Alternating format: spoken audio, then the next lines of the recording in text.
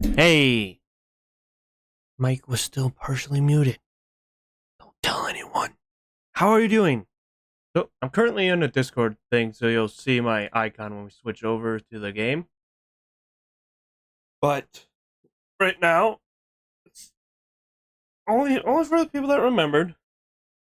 But I'm currently not in an open VC, but open to my friends. I have permission to join it. So, anyone who has the permission to join it could pop in at any time. Come in, say stuff, and join the bridge while I'm playing today. And I thought that would be a little bit fun. Now, there's no guarantee that somebody will pop in today or every week, but I want to do this for my for when I'm playing Star Trek, because I think it will add just a little bit of a layer to what I'm doing. I should share my screen though to people.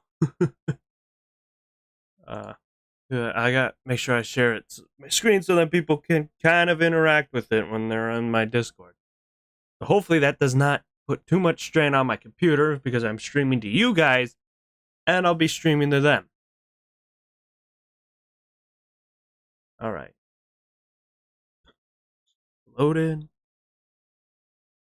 Good to go. Showing several icons. I might just have to share the screen. I don't think I could share the game to them. It loads up sooner. But I'm having it load up right here. All right. Get that all loaded up. Get it all situated. And then everyone can enjoy it. Mandatory fun. Mandatory fun. Right, here it goes. Here it goes. Here it goes. Loading. Loading. There we go. All right. Not show the game on any of these. That's great. So I'm just gonna have to share my screen to them. No. They won't be able to get any. Crap. That's fine.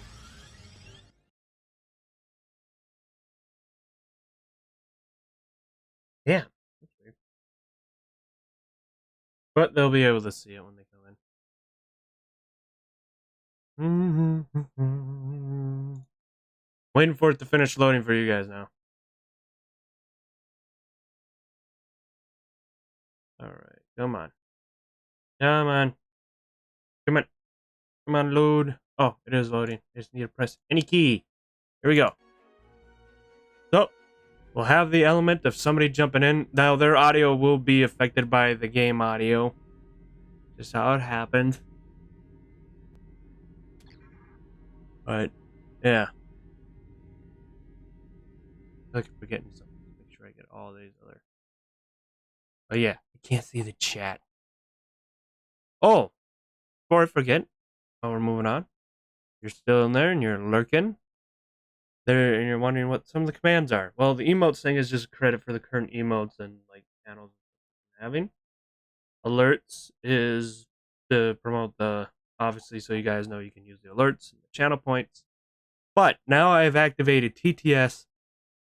There was some things where it was working, some things where it wasn't when I was setting it up last night. So let's oh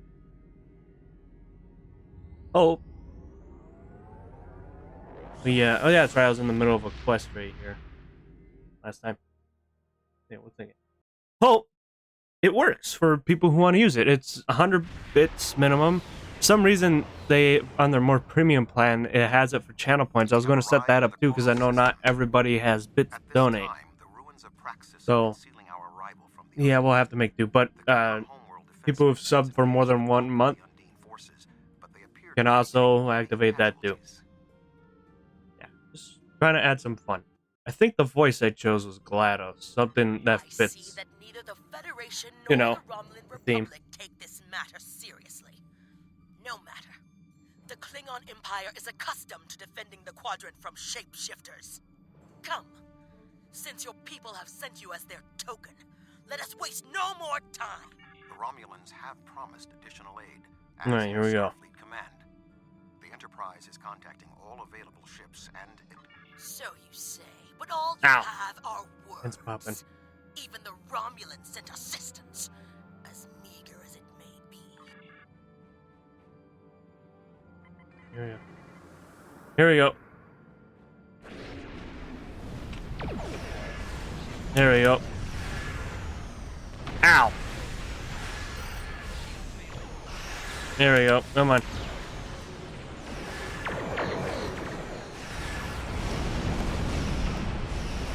Yeah, let's do it. Let's do it. Okay, now we can go for the up that one. So we need to. There we go. That guy's gonna go down soon. Right. Oh, I thought he was gone too. Well. Okay, let's move our way towards this next group. That was only a small force. All The right, rest of the Undine fleet will not be so easily defeated. we'll take that for now.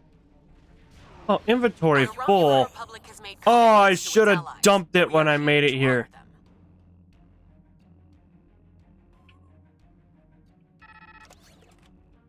Oh, look at all the junk I got. Ugh.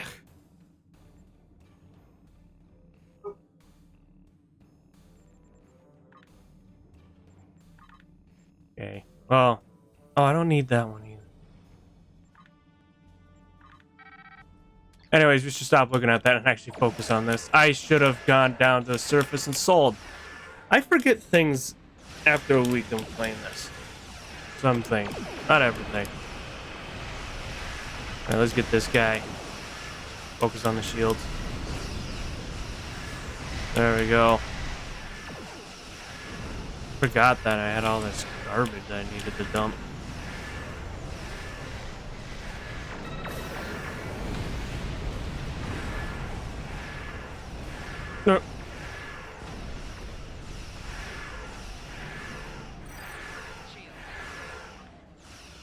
Yep, now I don't have any room again.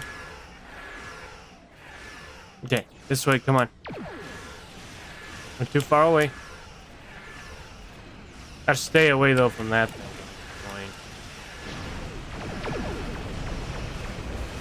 There we go. Ah, got him, good. Got him good right there, okay. Now I am over here. Hey, come over here, man.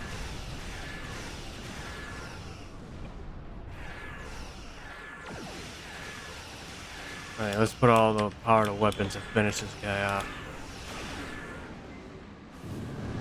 Cool. Put back the shields up, because... Whoa! Come out of nowhere.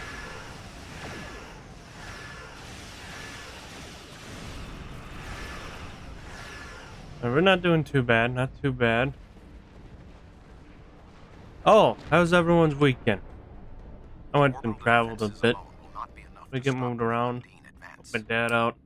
We would not be alone. Pretty good. If anyone in the Federation had the heart of a warrior.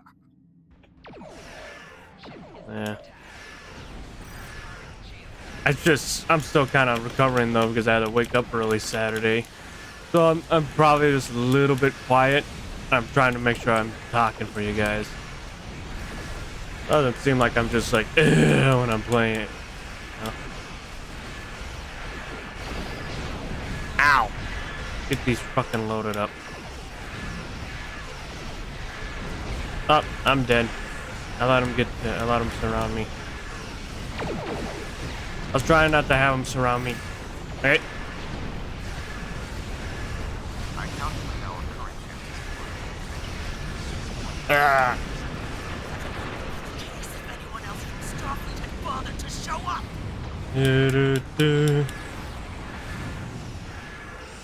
Here we go. Come on. Up, I'm dead. Time may turn Look at against us, but this We will are be at a our distinct day of tactical glory. disadvantage. Shit, here they come. Think of it as an increase in your opportunities to die with honor. Shit. It's everywhere and they're gonna fucking kill me. Oh, let's do this.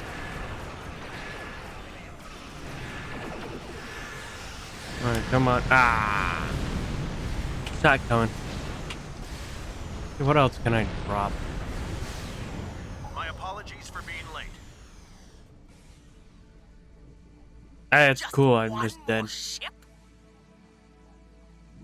Not exactly. We brought a few friends. Gotta drop like a few of these fucking. Damn, I really should have just.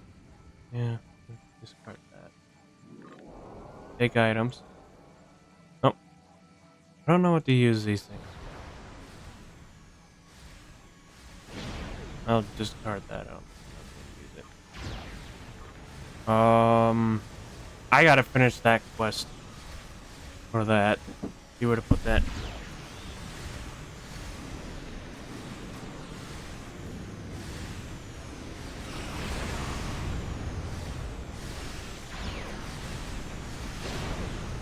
Sort that. What's this? Well, I've been hoarding a lot of garbage, it looks like. Let's respawn.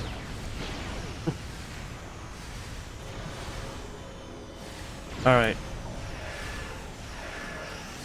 I already have a stack of that, so I can take that one. Yeah, we'll take that one. Alright, there we go. See what that one's all about. Oh, I'm not even moving. Alright, here we go. Yeah. What a bunch of dicks these guys are. Keep shooting them.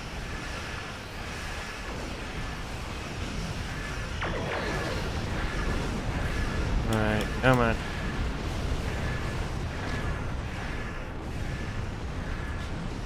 What's all this crap? Look at all this crap. Hey. Yeah, I don't know how to get that one. Keeps reorganizing them. Take. Alright, here we go. Oh, hey, look, I got this. Take. Take. There, that's mine. Alright, let's destroy this motherfucker. Get his shields. Go. And come on. Wanna go down. Oh, I'm stuck by that one thing that just drains your damn health.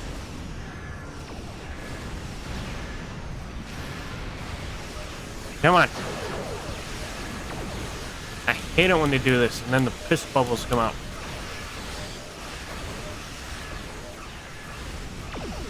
Oh boy. Okay. Oh, get that fixed. Get that fixed. Or we're gonna die again. Secure the shipyard. Always die when I'm on that thing. Yeah, every time that thing gets me, I'm dead. Yeah. Hate those. Hate those. They're annoying. One. Go. I'm gonna be dying alive with this. Cancel. Jump. Nope. Nah.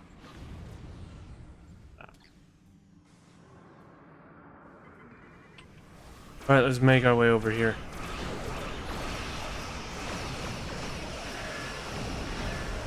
Alright, that needs to go down. Oh, he's gone. I'm all sparkly. They go invisible and can't target them. But everyone can target me when I'm invisible. Alright, come on. Get up. Alright, let's get the scorpion fighters out. Add some little bit of chaos to this battle. Right. Focus on the next ship.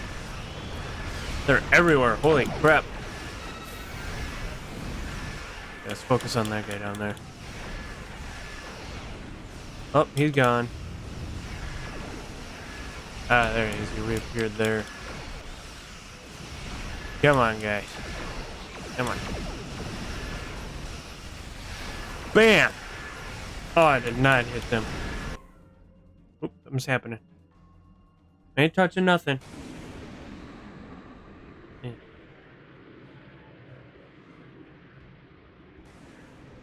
Here we go. What is that? Oh, schlong. That's creepy looking. Okay. It's schlong. What is that thing? The Undine have brought a large craft yeah. through a quantum singularity. Big craft. Really big They're craft. powering up I don't know weapons. what it is.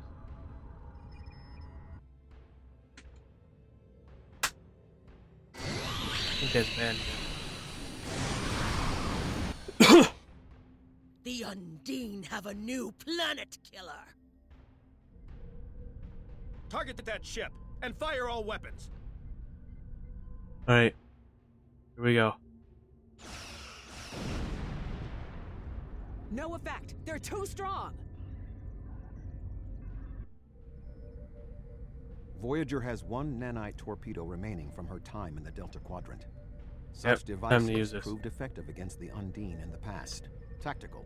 Fire when ready. Here we go. Ooh.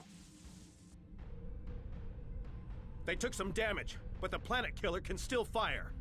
I can get the Aquarius into firing position above her and exploit the opening in her shields, but someone will need to keep the Undine distracted. Okay.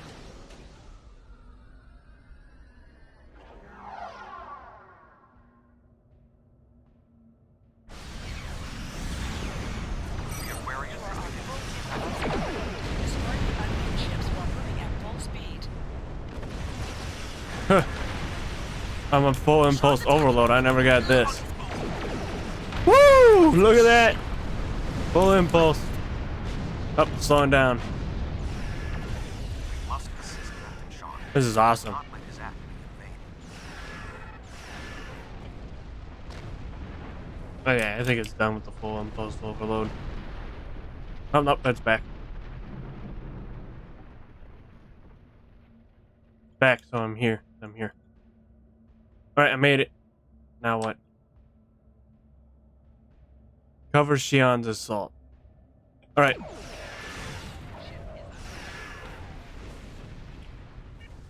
Alright, come on. Dead. Everyone's dead.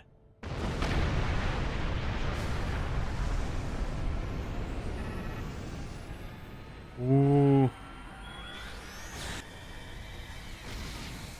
Weapons are offline. This is our only chance. Setting the Aquarius on a collision course. Acknowledged. Get him out, guys. And we have Sean's coordinates. Getting locked now, sir.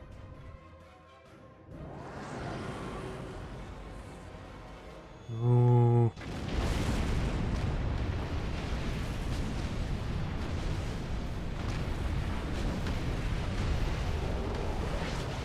Oh, that's right. He did it, sir. The planet killer has been destroyed. Tuvok to allies. Save him though. Stand down. The Undine are retreating. Captain Sean. Transporter room. Did you get him? We have. Captain Sean to Admiral Tuvok. Permission to come aboard? Hey.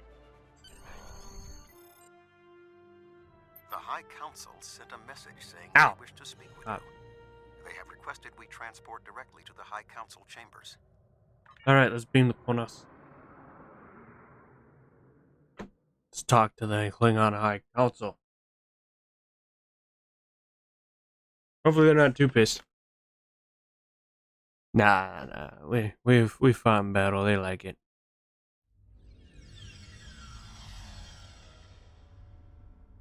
Alright. Right here. There are many here who have seen the danger Species 8472 presents with their own eyes for the first time. Thank you for your assistance in protecting both Earth and Kronos from the Undine. However terrible, this battle did have one benefit. Today's fight opened the door to what may be a lasting peace between the Federation and the Empire. It's good. That's Now just good. we must have the courage to compromise for the greater good. In its way, that can be more difficult than waging war. The formalities will begin soon. Until then, I must take the time to speak to others who were instrumental in the success of this mission. All right.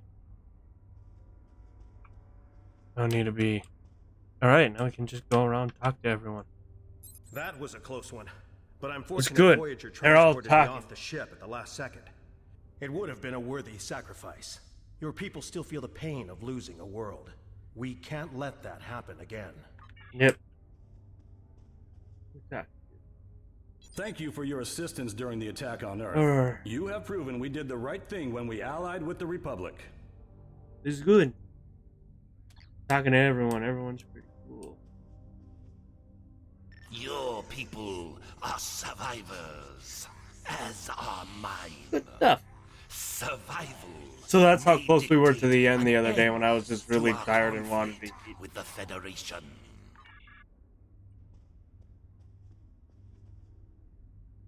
Dr. Worf. I served in Starfleet, and now I serve the Empire. There are many on both sides of the current conflict for whom I have deep respect. I see this as Fishy. an opportunity. We may find we have more in common than we realize. Agree, Ambassador.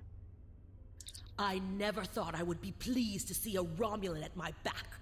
But you fight with honor and the ferocity of a true warrior. However, I now see that Worf was correct. Yeah, There Worf. is honor in the Federation. Yeah, as well. Worf is pretty The time cool. for He's our pretty battle smart. against Starfleet has passed. We should turn our blades toward the real enemy. Yeah. I remember you from the Gateway activation. You fought well today.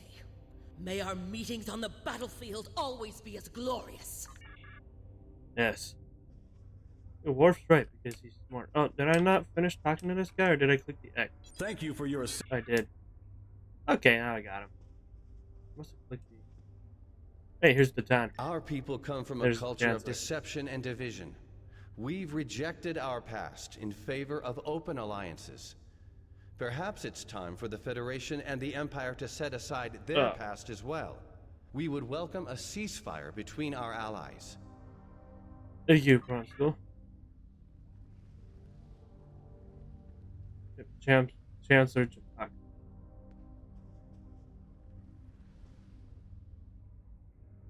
Zindi delegate to Commander Jaruk.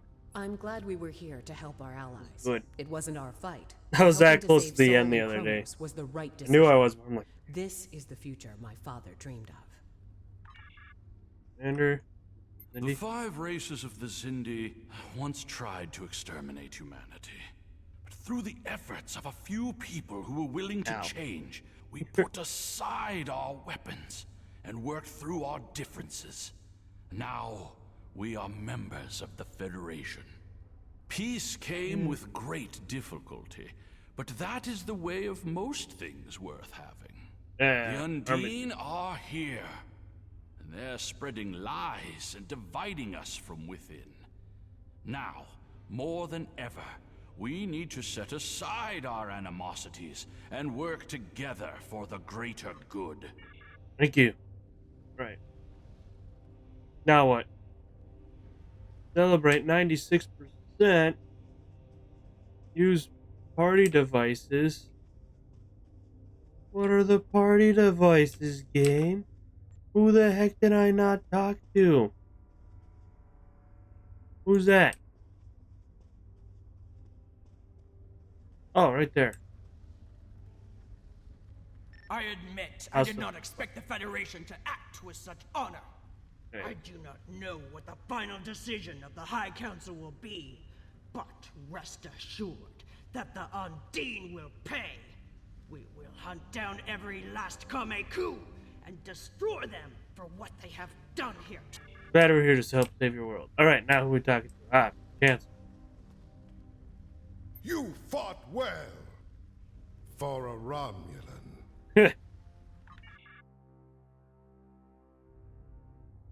Alright, here we go. Here we go. What's going on?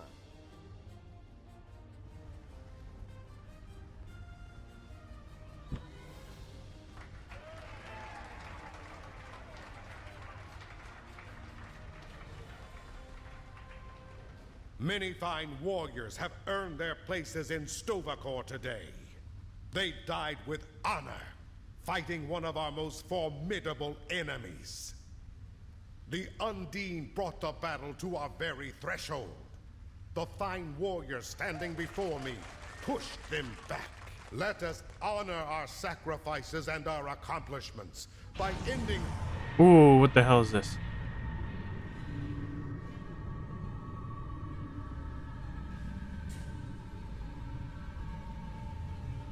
Fuck. So, you are the heroes of the Milky Way. You have come further than we expected. But still, Kind of hot. chase our shadows. We are not here to impress you, demon! We stand united, and there is no one who can... Oh shit.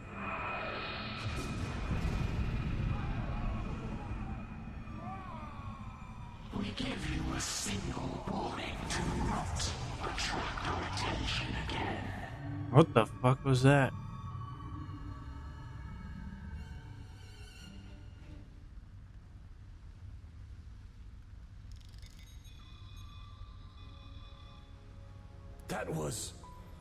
That was the reason we need to work together. It's time for our feud to end. Alright, I can't move. Agreed. From this day forward, all hostilities between the Empire and the Federation will cease. Oh, so those two didn't do that. It was just one of the other Klingons that helped them. What was that? He died. Kept glitching. The Iconians use servitor races and other species to do their fighting for them. 472 has been an unknowing catspaw of the Iconians for some time.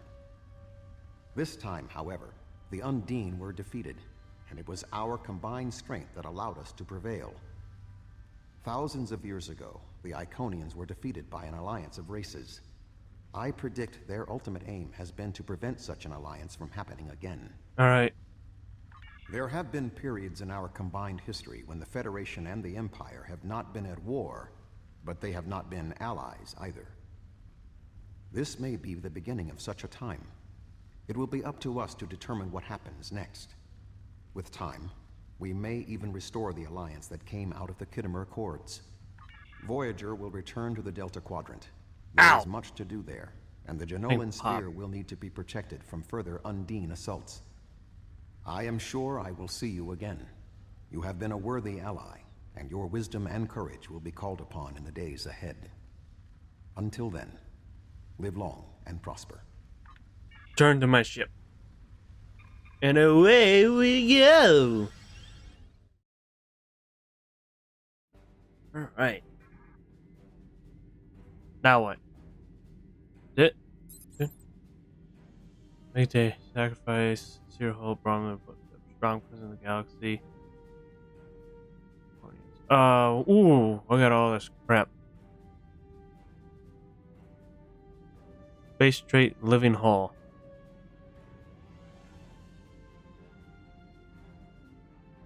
Okay. Congratulations, Admiral. Explore the Delta Quadrant. Click accept.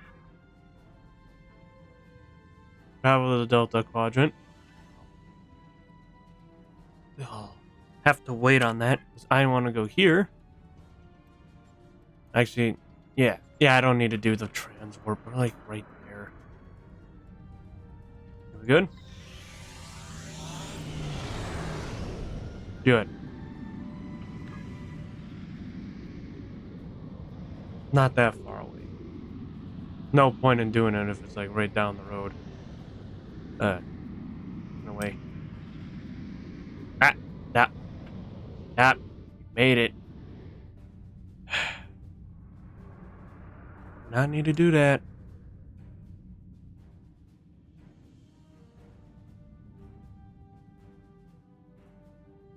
Stupid. course, it overshoots. Of course, it overshoots. Yeah. Oh yeah, that's right. You can see my icon up top. Well, then you'll be able to see whoever else is with me too.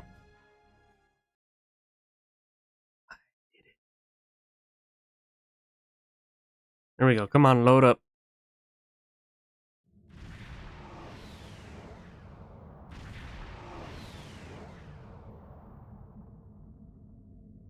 The command center. And then we got to go through and just sell all this garbage. Well, making sure I put all good stuff on my crew.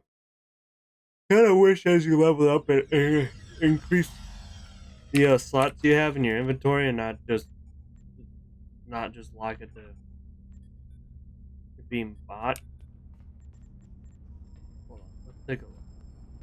Bodysuit level 11. 9, 10. Give it for my crown first. 12. Same with the shields as everyone. Everyone's got shields. Alright. Now. Kelvin Kev gets all the good first officer. And this is something I already have, so I gotta sell the regen kit. Oh, no wait, that's a higher level one. And we could sell the old one.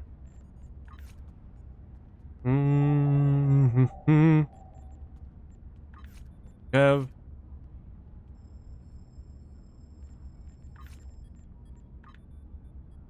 Can't promote them anymore. Oh well.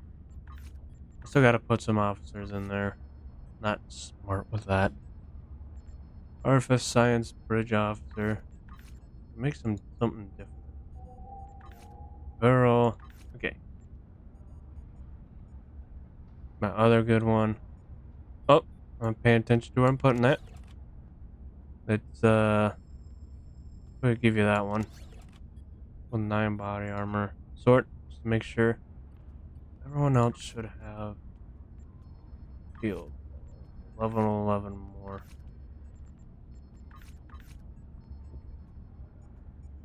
So 11, 11, 12, 11. At 11. We're gonna sell all these to 11. Weapons. Then 11. 11. 10. 11. 11. That one can be replaced with, like, what, this? Okay. Yours can also be replaced with, like that. Pressure. There. Alright, now I can sell all that junk. Move on. What's this? Man duty. Hit reward. Have law join your roster.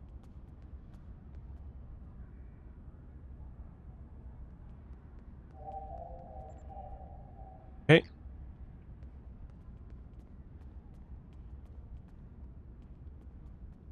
That's this one.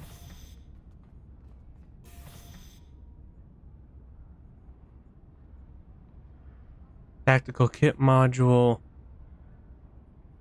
I actually need a new fucking grenade. Stupid that I don't have it, that I have it sooner.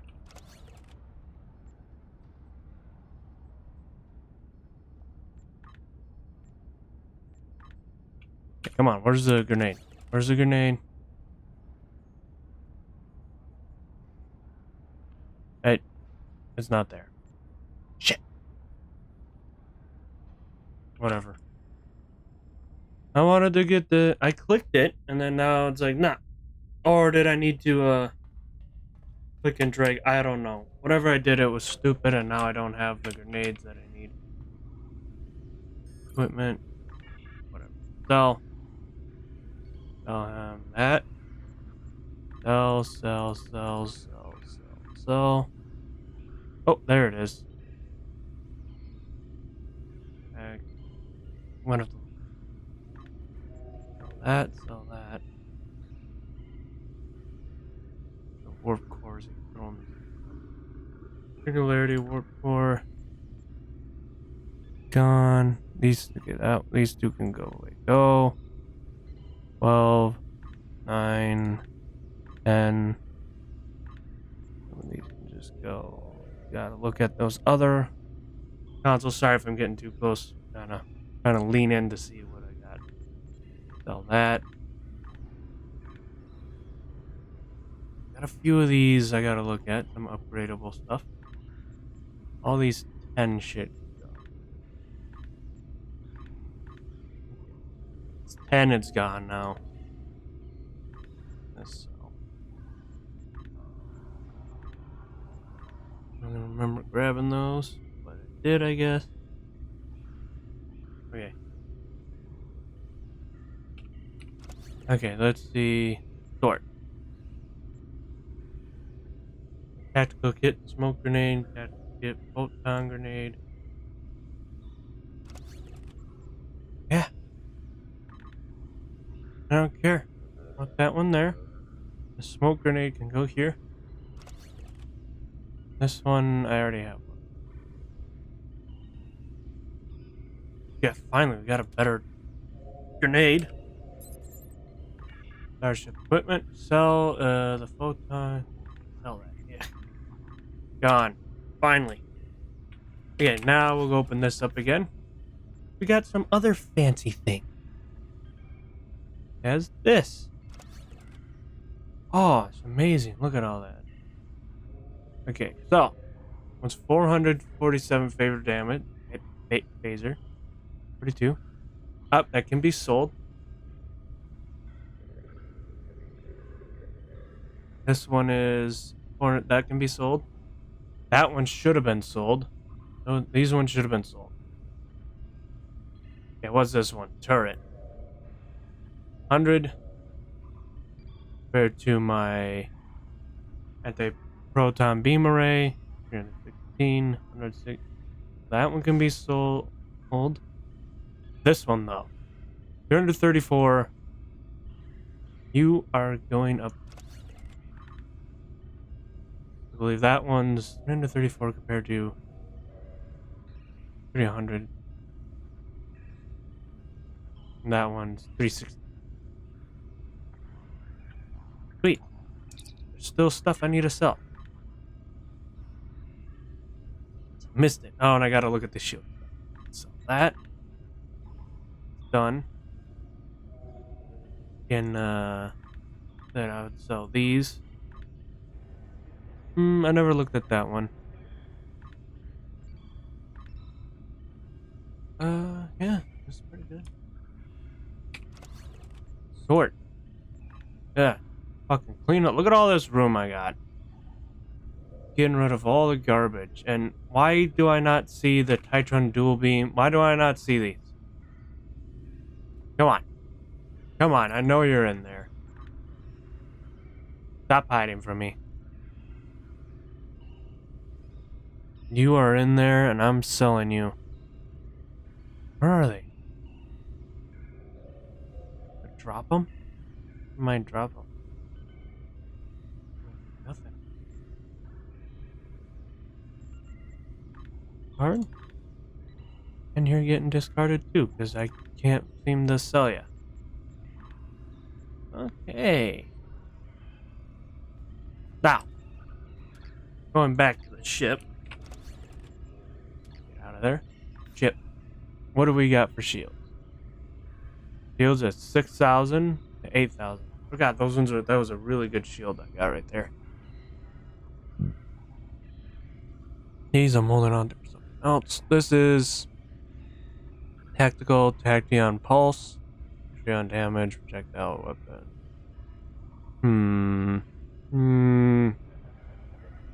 We'll think about that one. This is 490 for the heavy cannons compared to the one that's equipped right here, which is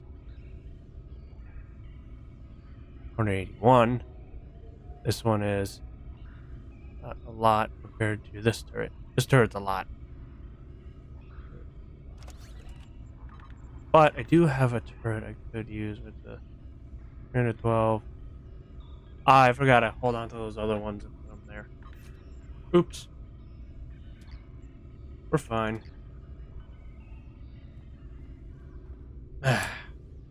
All right. So, use the gateway in the Janolian Dyson Sphere. Go to Dewa Sector Block. Alright, sounds good. Oh! Everything sold. Opened up everything.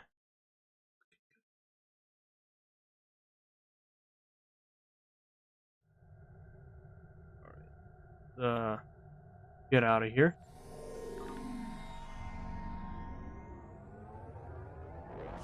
Boom. Then we'll also, what is it? We'll head to the, we'll head over here, and we won't do the super warp. They'll just overshoot it again.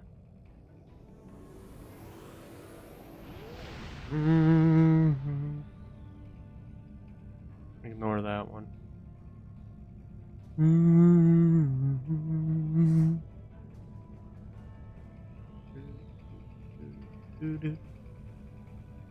Good.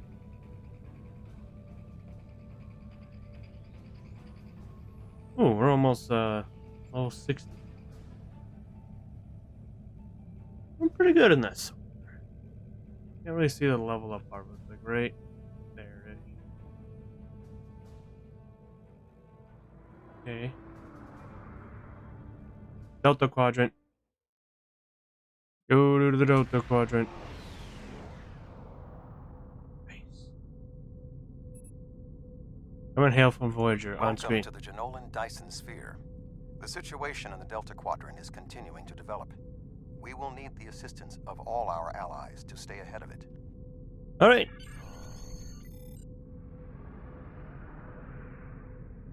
Beam the Delta Quadrant to command. Turn Beta Quadrant. All right, go to the command.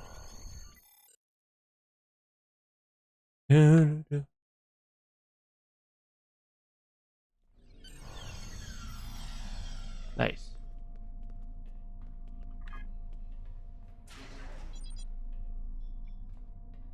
Alright, continue. Mindscape. Who are you? Back. Admiral Tuvok has requested that you meet Voyager in the Solarian system. I Okay. believe he requires your assistance with a personal issue. Okay. While you're there, you should be able to get a briefing on the current state of the Delta Quadrant. Step. Exit.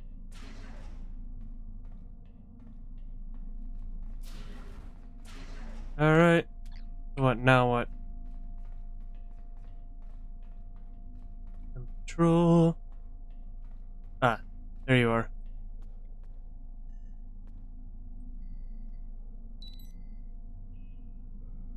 Would have been nice if I went here.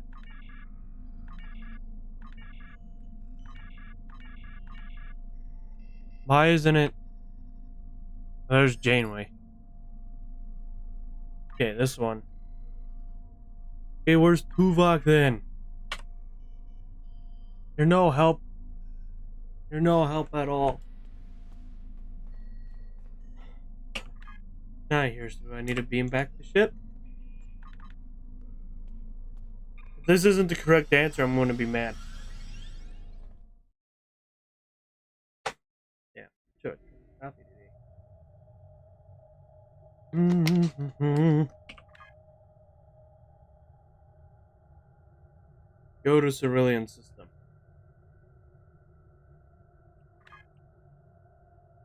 Okay, exit the Dyson here. Cool.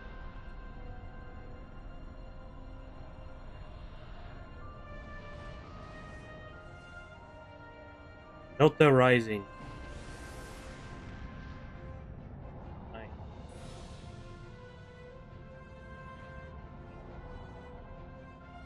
Right, I'm officially way past wherever I used to stop. It's been 32 years since Voyager finished its journey.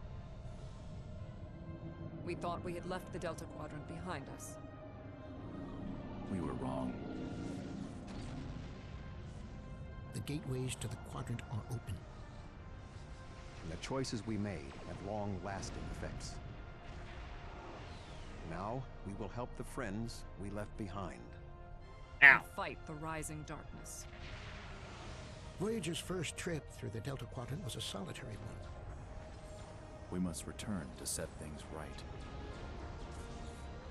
Ooh. This time, we must unite to survive.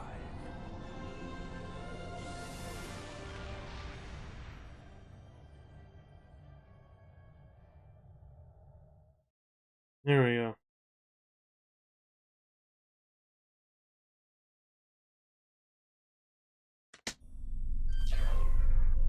All right.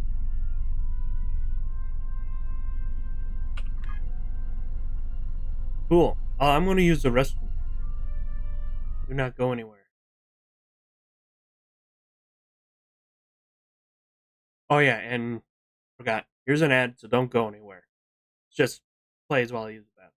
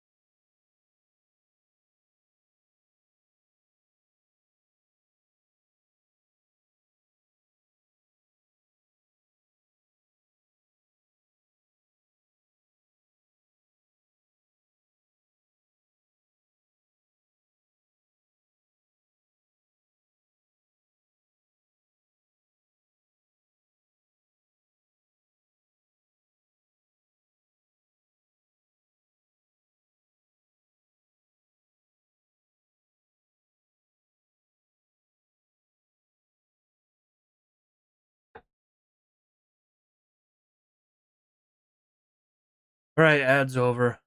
Back to computer. Good. Alright.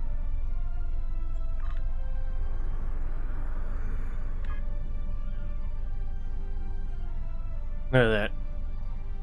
Lit Silurian sector.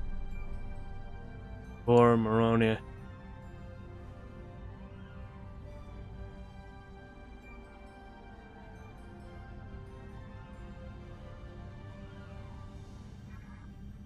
End Mines. Here we go.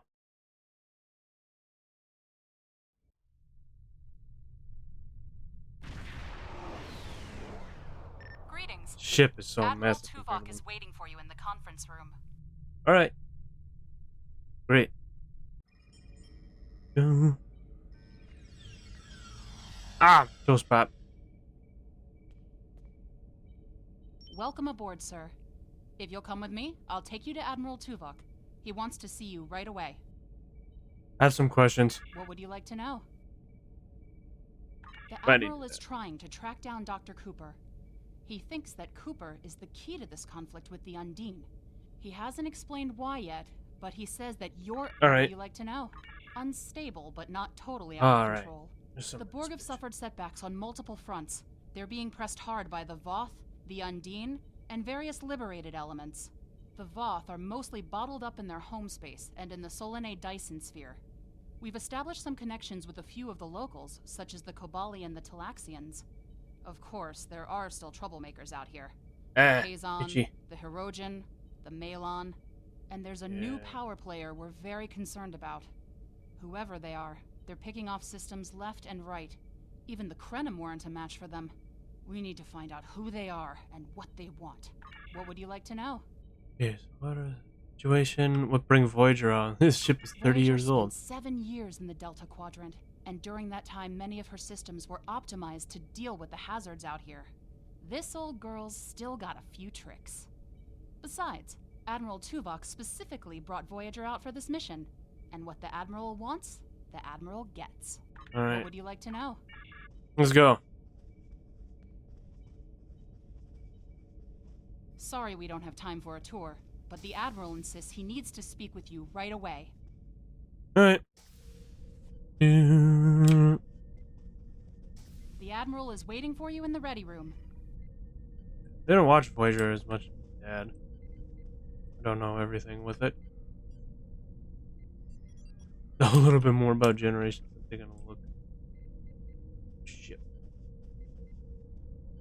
Greetings. Thank you for coming so promptly. We do not have much time, and I require your assistance. What's going on? I am still under telepathic assault by the Undine we know as Cooper. He has found some means to greatly increase his psionic power, and I cannot withstand his assault indefinitely. I will need your help to repel Cooper's attack and counter him. Great amount of stress. You need to know. What do you want me to I have been do? able to deflect Cooper's attacks thus far, but I require assistance to repel him and gain any useful information. I propose initiating a Vulcan mind meld through which you will be able to enter my mind and aid me against Cooper. Sounds What dangerous. else do you need to know? Speak aid of Your us. prior experiences with Cooper should allow your subconscious mind to hone in on him. An outsider who has never encountered him before would have no such connection and could never hope to find it. Okay, I'll What try to else do it. you All right, need? I'm ready. Let's do it. Do it. Get the mind meld. My mind to your mind. Your thoughts to my thoughts. This is bright.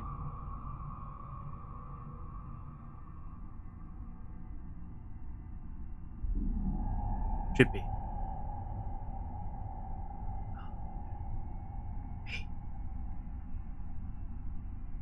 What's going on?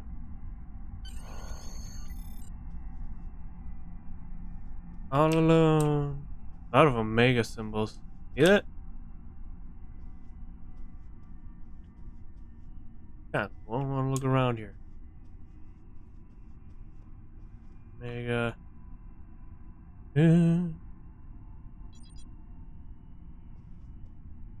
Access the console.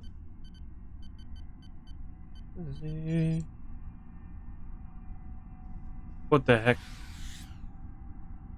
Ah, here we go. Please state the nature of the medical emergency. What the heck? Let's not get ahead of ourselves, shall we? First, I need to make sure you're not contagious or suffering from any injuries. This will only take a moment. Come on. Don't be difficult. I'm only doing my job. Engineers and captains, always in a hurry to get out of sickbay. Hey, Pop. You're not going anywhere. Doctor's orders. Come on. Enemy targets on sensors. Yeah.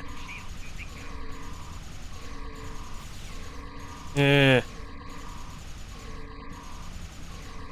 Come on. Can you hear me? Come speak to me at the desk terminal. Okay. The mind meld Console. was successful. Excellent. I am currently. Looks like he's got his old uniform in here. For the moment, I will only be able to communicate with you remotely. Cooper is working to subvert my mental defenses. Ow! Everything's popping. My concentration on keeping my mind intact. No. Huh? Cooper is trying to erode my emotional control. Symbolically, this means that he must destroy Voyager. To do so, he is attempting to overload the warp core. You must proceed to engineering to stop. Reporting for the bridge, sir. I'm sorry I'm late. Oh, hey, how you doing? People have broken down my mental control systems. I'm currently in a mind meld right now. Then we can take This is Mind great. melding? Yeah. Take the pad from the doctor's office. Yeah.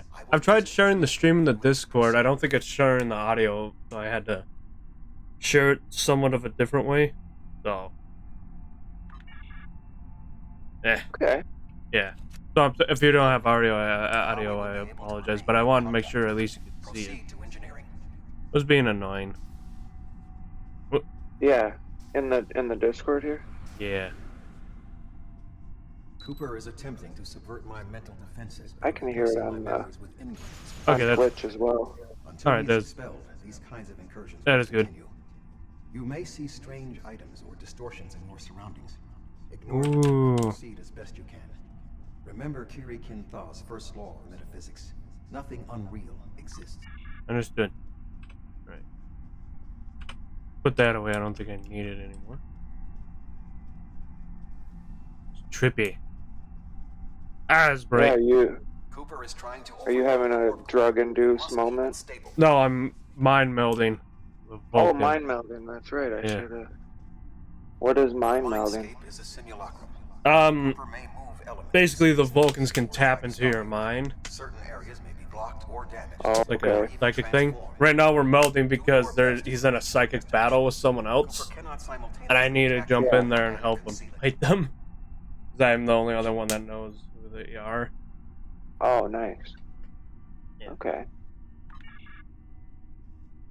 Did you watch Star Trek the shows much? Yeah, mostly The Next Generation with my dad. I was Oh, that's doing that right. while he was You injured. mentioned that. Yeah. Not as much Voyager. My dad What are you watched a doing lot here? of Voyager. Alright. What are you doing here? This area is very dangerous. The core is unstable. I've Alright. almost got this. Just keep back. Come on, I gotta find the chief in here. She should be here, but as far as I can tell, everything on Voyager's about to fall apart, and I'm the only one here. Stay back. I'm going to put a force field around the core while I try to stabilize it. It won't contain a core breach, but it might block some of But the yeah, radiation if the magnetic stabilizers. That's what I watched was the Next Generation. I should try to watch DS9 and You are. told my dad a lot about DS9 because he never had Only interest people in of it Vulcan the melted first with couple should be seasons. Not everyone on Voyager is part of Tuvok's warped little subconscious. He said he didn't like it as much because they always just kind of were at Deep Space Nine. I'm like, no, there's a lot more later once I actually get to the Dominion War. I'll destroy you. Right. And Tuvok's mind with you. Yeah. That's crazy how much there is. Right. Star Trek and Star Yeah. Wars, like they just there's so much history there. I looked in the I had to look up. I only found on one site that had the actual timeline of all the Star Trek stuff. Yeah. I gotta save it because once you get to Deep Space Nine and Voyager, their timelines mesh with like the last couple seasons of the Next Generation and each other. So I looked it up to see how it would be chronologically, how it would fall in chronologically. Yeah, I don't think I'd watch them in that order anytime soon, but that seems like something I would want to try. Yeah, that'd be kind of cool. I like doing that with like trilogies or something like. You can watch the majority, and then it also shows you where the movies fall in place for Right. that too. Yeah, it's. Yeah. Star Trek doesn't seem to be as popular as Star Wars. No. Like in the grand scheme of things, but they're both. It seems like they're still relevant. I mean, like I haven't Yeah. watched that Picard thing, but Yeah, first two that seasons of seemed to Picard be- are not great. No, I haven't seen it much, but I was like, they got Patrick back. Head to the crew decks. It's the thing is, and I was watching LeVar Burton and Brett Spiner, which is Geordi and Data. They have no idea why there's a big conflict and a fan base clash between Star Wars and Star Trek because they're both science fiction genre. They're both the thing they have in common is they're both science fiction, but they're both different dramas and how to deal with everything. Like Star Trek's right. obviously the psychological aspect and the understanding of their species, while Star Wars does, Yeah. deal it's with funny war. 'cause One's a, and they wanna- I've said yeah. this too, is like Star Trek is a space drama. It is, but it's good. It's not like Well, they both are. And then Star Wars is the space opera. Oh yeah. Yeah, I guess. But they It's, both. Thing is, yeah. they both did good for the sci-fi genre because Yeah, they both were They like both, the yeah, they both OGs, did you know? innovations, Like, they and made it Star Wars did a lot. relevant. Yeah, Star Wars did a lot for the special effects. Because I don't. What am I doing Yeah, here? Who it's like are you? before that, I require sci-fi was specifics. kind of this niche Answer me. Yeah. genre. You know, it was like, oh, silly. I watch realistic movies. I'm not gonna watch that silly fantasy stuff. That's for kids. And then Star Wars and Star Trek were like, hey, Why we am I can in the have crew real quarters? I should be in characters, my real regeneration people, real alcove. stories in sci-fi, and they kind of put it And on the map. there were some, sci-fi that was there that helped, but before like the Star Wars and Star Trek, and you look at them, there's not a lot of fun or good science fiction shows. Sometimes, half the time, there's some dystopian future in a fucking desert. That is a horrible. That is something that they broke the mold of. Because more the I think it was Lost in Space. I think also helped that too, but I've never really watched that. But because more people want to see in sci-fi, space exploration is more fascinating than just being stuck. I mean, you always kind of want to see the future, right?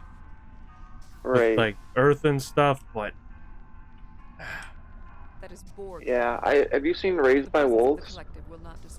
It's a really good sci-fi show. It's newer, and Ridley Scott did a couple of the episodes. Yeah. It's really good. Yeah, Ridley Scott, I know him more. Yeah, he did the Alien movies, right? Yeah. Well, he did the first one. Yep. Yeah. And then he did the that one. What is it? That one sequel, the Covenant. It may be a reflection of the unconscious fears of Okay, yeah. Yeah, which people enjoyed. That one, he did Covenant and Prometheus. Yep. Yeah, Prometheus was kind of. I liked it. People didn't enjoy it as much, but it's a different film. Yeah.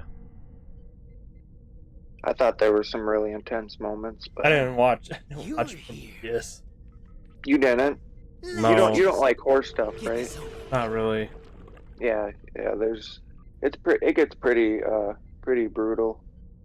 There's some horror related stuff in it, so.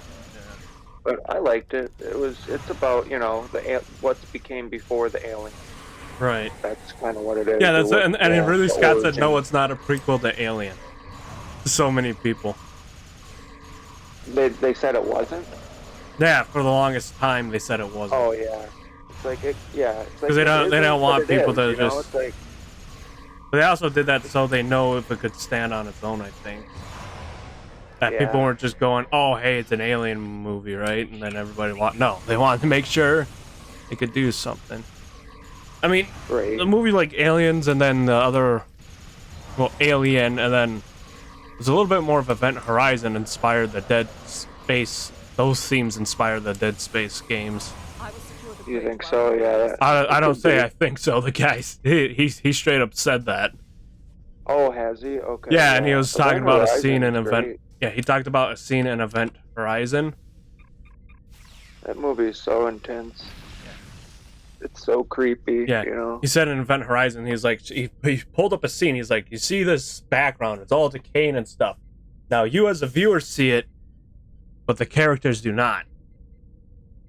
And he says that's kind of some of the theme he added wanted to add when he did Dead Space. I played Dead Space a bit, not all the way through. We must end the but and consider our it's better than, and I'll say that one's better than other horror video games out there because I don't care about horror video games. Yeah, I'm not sure if I'd play the other two, but the first one has a decent amount of suspense. Yeah, they're all pretty good. I mean, the first one's probably the best, but with Cooper's attack there's some good horror games out there. That's definitely one of them. That was one of them where it was like, hey, horror games could be fun. Yeah, well, the thing he prioritized, because he knew a guy in sound design stuff, like the thing you have to do in horror, this is why it's also a good one, is you have to prioritize sound design. It's like done, and that's a lot of it is due to it's the music, the way things you interact with in the world make all these weird sounds and noises.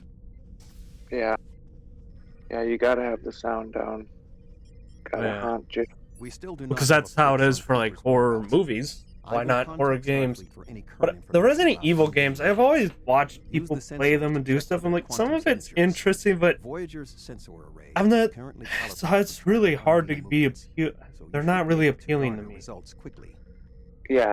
The horror games. Yeah. Now Silent Hill, I understand where the appeal was for that. That was innovative. That also inspired I like the Dead Space. I But get people's argument. Like Corey always says, like it's when you have to worry about your ammo and not have ammunition to fight things. Like, but Resident Evil and Dead Space, if you put it on the easier difficulty, you're usually gonna have enough ammunition. Right, But then at the but you same want the time, you're different not one. necessarily getting the full experience. For Dead Space, I didn't feel. I didn't seem as desperate for ammo as Resident Evil forces it on you. I think it did a little It's bit just better than don't that. shoot at everything that fucking moves in Dead Space. Yeah, But when you know and how to that's another combat part everything, of it's it. fine too. While I am For me, I want a horror game like Doom where I can kill everything. Like I want a mix between like I don't see Doom and Dead Space. Yeah, I don't see Doom as a horror game. It's just you in hell fighting monsters. Must still be in the Right, but it is Cooper is technically. trying to But yeah, deceive it's like Yeah, it's a a, lot well, I mean, more it is like a an horror action- game. You play like the an action antagonist. horror more than just horror. Yeah, you play the antagonist, like kind of like don't Halo with belong the Flood. here. I love those things. Yeah, I have no but idea what the I don't fuck know. that It's just there's some good horror games out there, but yeah, it's kind of just like horror movies. There's kind of few and far between, because a lot of them just do the they're the same as movies. They're cheap to make.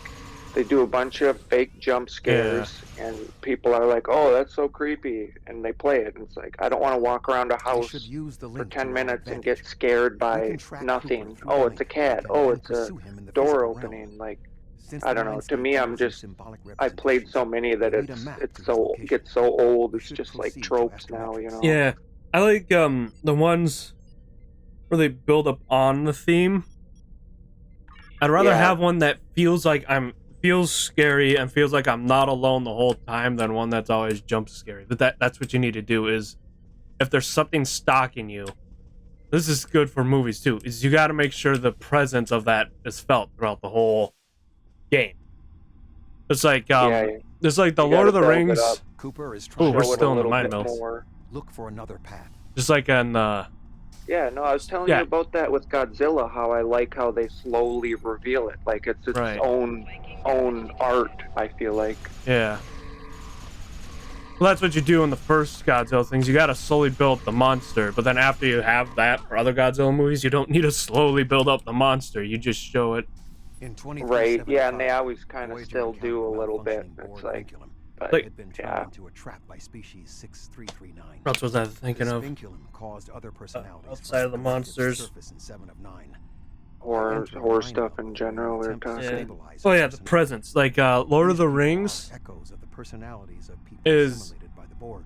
throughout the once Saruman's defeated, you don't feel his presence really as much anymore. But through To think of them as the 3 Lord of the Rings movies, even in the books that I've read, I don't think I've read the third one, but I read the books. You can feel the presence of of your main villain, which is Sauron. Most people probably don't know that. You can feel his presence throughout the whole thing. Yeah. And you don't see him there. Star Wars, the original trilogy, you always feel the presence of the Empire. Because you know the Empire is always there. You're having a happy time on Endor in episode 6, but you're like, where the fuck's the Empire? They're not Cooper too is far attempting away. to distort your path again. Yeah. Keep searching. Yeah. Yeah, I hear you there. It's like and it has to do with looming, because you have to, while they're there on the screen, you have to show that they're a threat and not right. They're not just, oh hey, look, no, they're And a threat. They're dangerous. It's constantly there. Uh-huh. Yeah. Yeah. So then when they're off screen, you're like, well, okay, where the fuck are they? It's kind of like how you have a hero in a movie that when he's not on screen, you kind of always feel like, okay, he could come in at any time, and then you never do. Because you're like, okay, we know there's that hope. But you also have to have the sense of abandonment when you have a villain. Progress. Keep searching. Right. Yeah, I agree. I think just having that, I don't know, that's why I'll always love movies, because they're always a little different. Like, a lot of them are the same or similar, but, you know, there's always new stuff where you're like, oh, that's cool, or I haven't seen that yet, or... But, yeah, like, I like in horror movies, like, the psychological aspect, like, really showing this person going from, like, kind of having it together to slowly, like, they're don't know what's going on. They're great, you know, they think they're crazy. Like that, like, I feel like you have to show. But on the other note, I feel like they dwell on that way too much. Like they show that way too much. Like, oh, am I going crazy? It's like, yeah, just show him like quickly, like, or. Well, like the Terminator movies, it shows Sarah Connor, you know, scared, but at the end, she's pretty much becomes the Sarah Connor you know in T2. Right. Yeah. She's struggling with it at least. Yeah. Or like, yeah, trying to fucking. Yeah. Grasp it all. But yeah. Well, that's why it's like Terminator's horror, but it's not. I don't know. There's a lot you can do in a horror movie. People are always like, yeah, I need the blood, guts, and gore of the. I'm like, you can do so much by showing. You can show the villain killing them, but not how they are killed. Just that they're killing them. Right. You know they're killing them. Because it makes it seem like unstoppable force. Like Terminator is obviously he looks and kills them. Yeah. Just showing like the carnage left behind. Yeah. Yeah, it's interesting that, like, I look at stuff where it's like, did you really need to show, like, have you ever seen Hobo with a Shotgun? I don't think so. It's funny. I don't think it's a comedy horror, basically. You should watch it with some buddies, or I'd watch it with you in Discord one day. It's hilarious. It's about a guy, a hobo with a shotgun, who just goes on a killing spree of all these like bad people in a town. Like that, it's his town basically, and they like come in and they're just like cartoonish villains almost. And they mess with him and like almost kill him, and he comes back for revenge. But there's a scene in that where they show a bunch of bodies, and it's like it was one of those things where you could have just shown, like, they showed them one at a time. And it's like, to me, I would have just shown them all, like, show the villain walking, you know, and just show all, like, because you know what he's doing, like you said, like, you know he's going to destroy stuff. So you don't even have to show it all the time. Sometimes you can just show the aftermath, or, like, even just walking out of a house, you know what he did, you know, like, show a nice family in a house, and then just show him walking out, and it's like, that's creepy enough. You get it. You know what he did in there, you know, and it leads it up to your imagination more, where you're like, oh, what did he do in there? But yeah, I don't know. I like thinking about do you show it? Do you try to be as graphic, or do you leave it up to the mind? Northwest Passage. We'll leave as soon as you've returned to your ship. And it's interesting to see, like, when those two things work.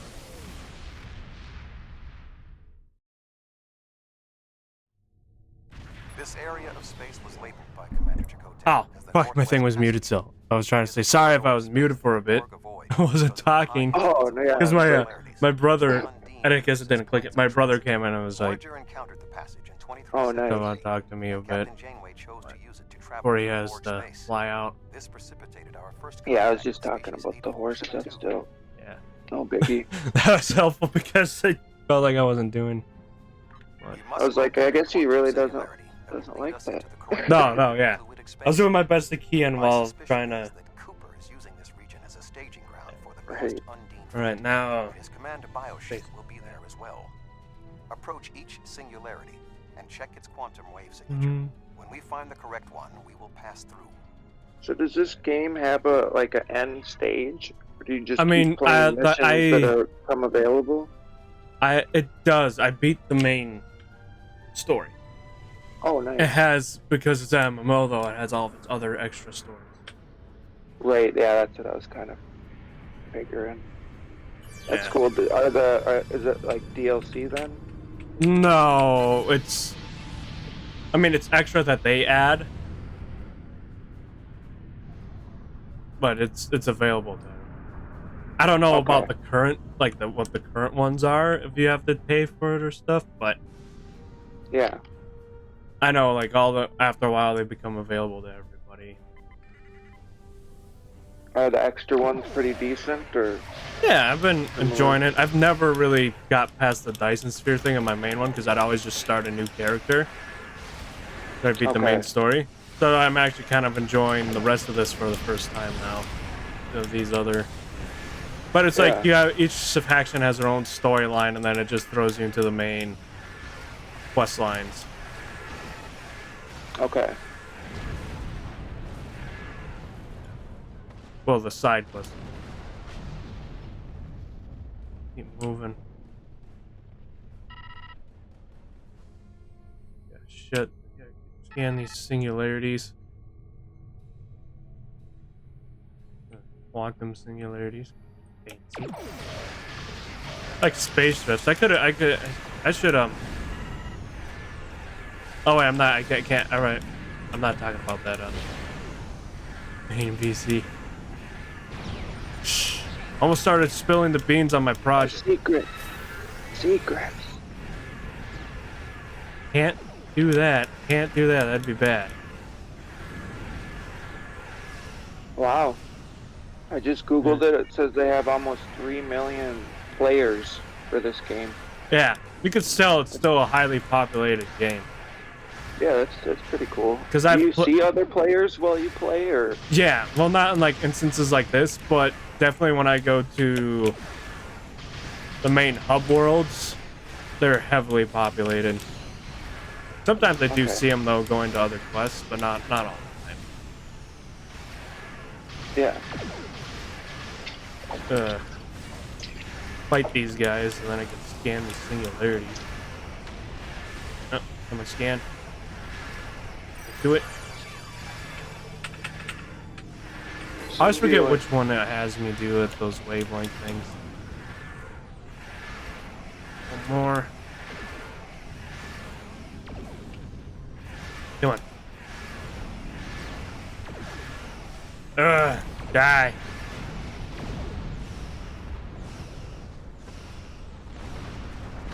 You scan. Is it scanning like a Mass Effect? Somewhat. Is it better? Yeah.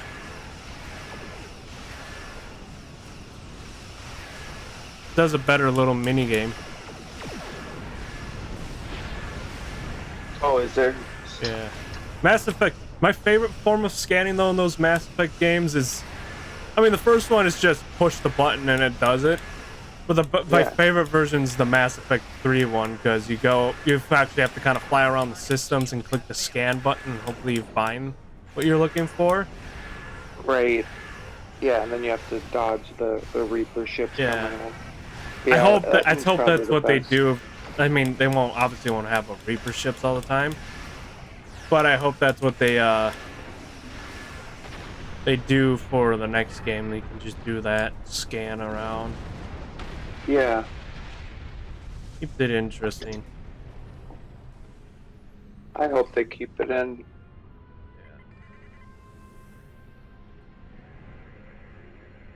Yeah, so are they calling it Mass Effect 4? Yeah. There's people call it Mass Effect 5. It's like, I've heard them refer to it as 4. More than 5. I refuse to call it 5 because Andromeda's a spin-off.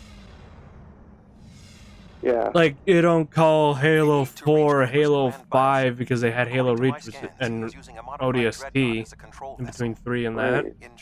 Those two were obviously spin-offs. gyri and structures and typically one of them's a associated with prequel. gray matter.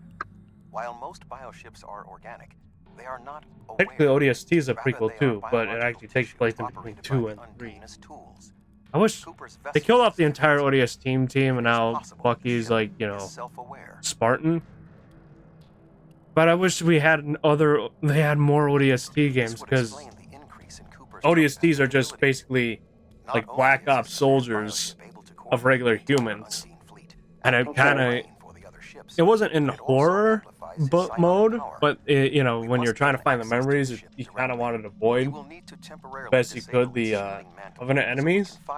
Even in the game, you don't want to go out because you're just a human, and you realize that these guys are towering and horrifying. But as you can see, Right. I am not unprepared for your arrival. It's not like a chief who's a super soldier and he's about the size of them, he can kick them. No, you're just a regular human, so you can see how overwhelming they are. Yeah. Hunters, I was like, fuck hunters in this, and they'd have gold ones that were even stronger. I like that they had a little bit more uniqueness to some of the enemies. And you're like, fuck that. And you try to do everything you could to get away if you didn't have anything to blow them up. Yeah. What kind of enemies are you talking? Like it's just the Halo ones, like the brutes, elites, grunts, Oh, yeah. everything that you thought was like these guys actually seemed a little. Actually, the Halo 3 ODST brutes were better than the regular Halo 3 brutes. They're felt a little bit closer to Halo 2 brutes, but not exactly. I wish they the brutes in Halo 2. That's how they should have just kept them. Because they were way too easy to kill in Halo 3, and I was like, oh. Making them a bit of a bullet sponge actually made them seem threatening. Yeah. Which, I don't know. But it was done. It was a bullet sponge done in the correct way, Yeah. It wasn't done just to because they're. No, it was done because they had a thick hide, and everything just allowed it to work that way, Right. Yeah, some of them you gotta have more of a challenge, and sometimes they make them weaker in the next game. And you're like, what the hell? Made this guy turn this guy into a wimp. Right. Pussy is like he used to be. A tough one, but yeah. Because a brute you could pretty much kill in like 3 hits. If you wanted to. The game, because you just destroy their armor and pop their skull off. Their rage mode was terrifying in 2. Oh yeah. 3, I was like, oh well, I can just kind of. Halo 2. Every time they got in rage mode, I tried to do anything to make sure it was not in their path, because that's what they just fucking level you. Right. I'm trying to disrupt this so I can stop dealing with these stupid ass ship. Whatever.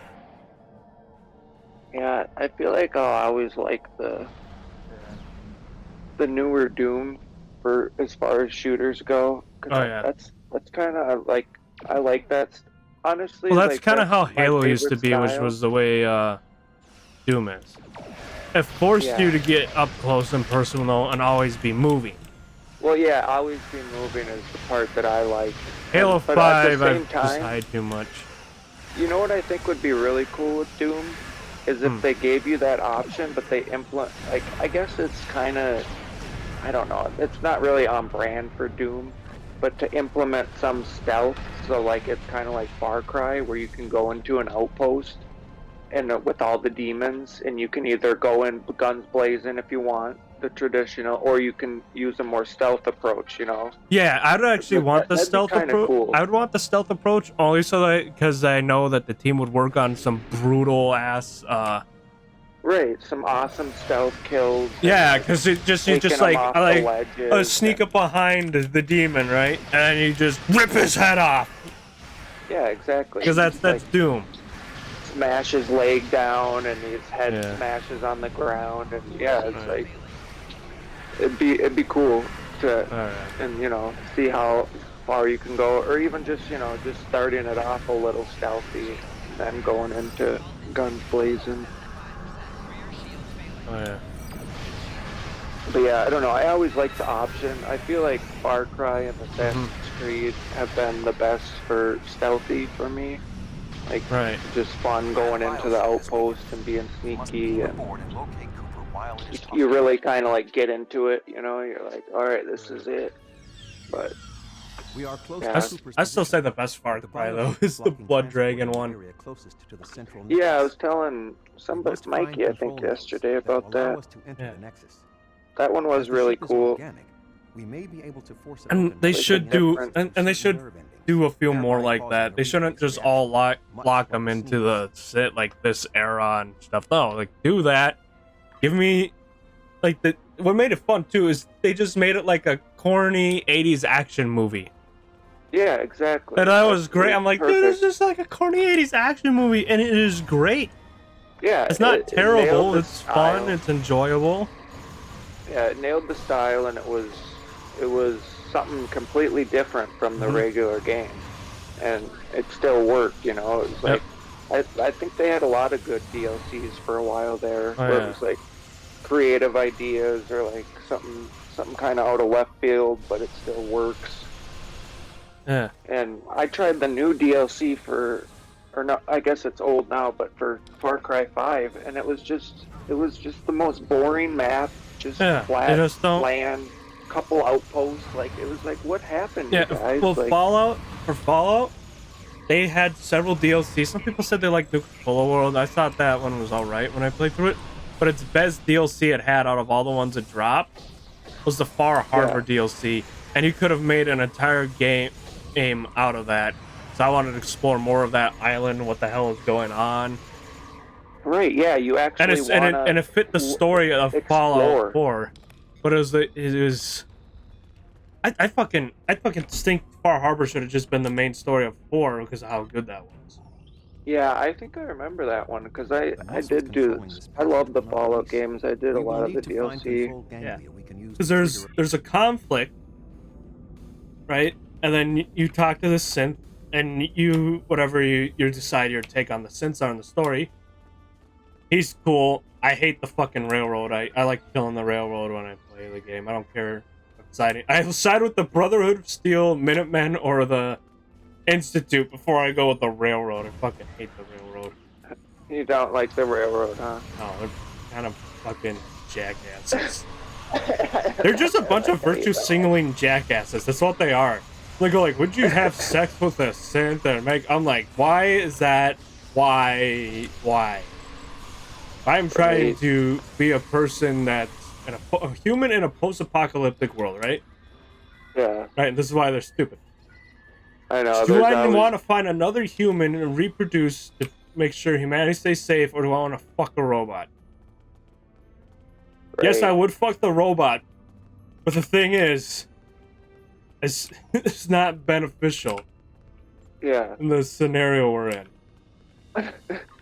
They're like, they're just fucking annoying. It's the world's over, man. Let them have sex with the robot. Yeah. They don't know what they're doing. In the chamber just beyond. It's like that. It's like I respect. There's synths in the game. I respect like Dima and Far Harbor and Valentine, right?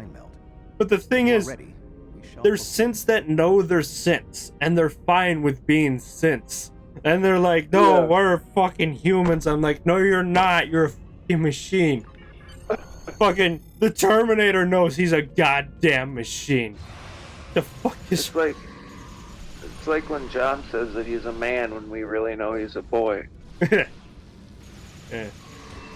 It's just fucking hate it. Yeah. No, there's always gonna be. That's what's cool. They always, there's always ones you like, ones you don't. Everyone has different factions they relate to, or. Some people they made all these nice factions. Like they kind of did. The one thing I do wish in the Fallout games, though, but to my knowledge you can't do it. I wish it allowed you to side with the fucking Enclave in the games. Yeah. Because the Enclave, they always have, like, you know, they want to bring the world back to the way it was before, so none of these ghouls, mutants, none of that shit, right? Right. So I'm like, why can't I be a part of that group? Like, and you know, they were killed off by the time of 4 was like, no, I wouldn't have, in 4, I would have sided with the Enclave. Unless their whole thing with Elder Maxon being the piece of shit he is.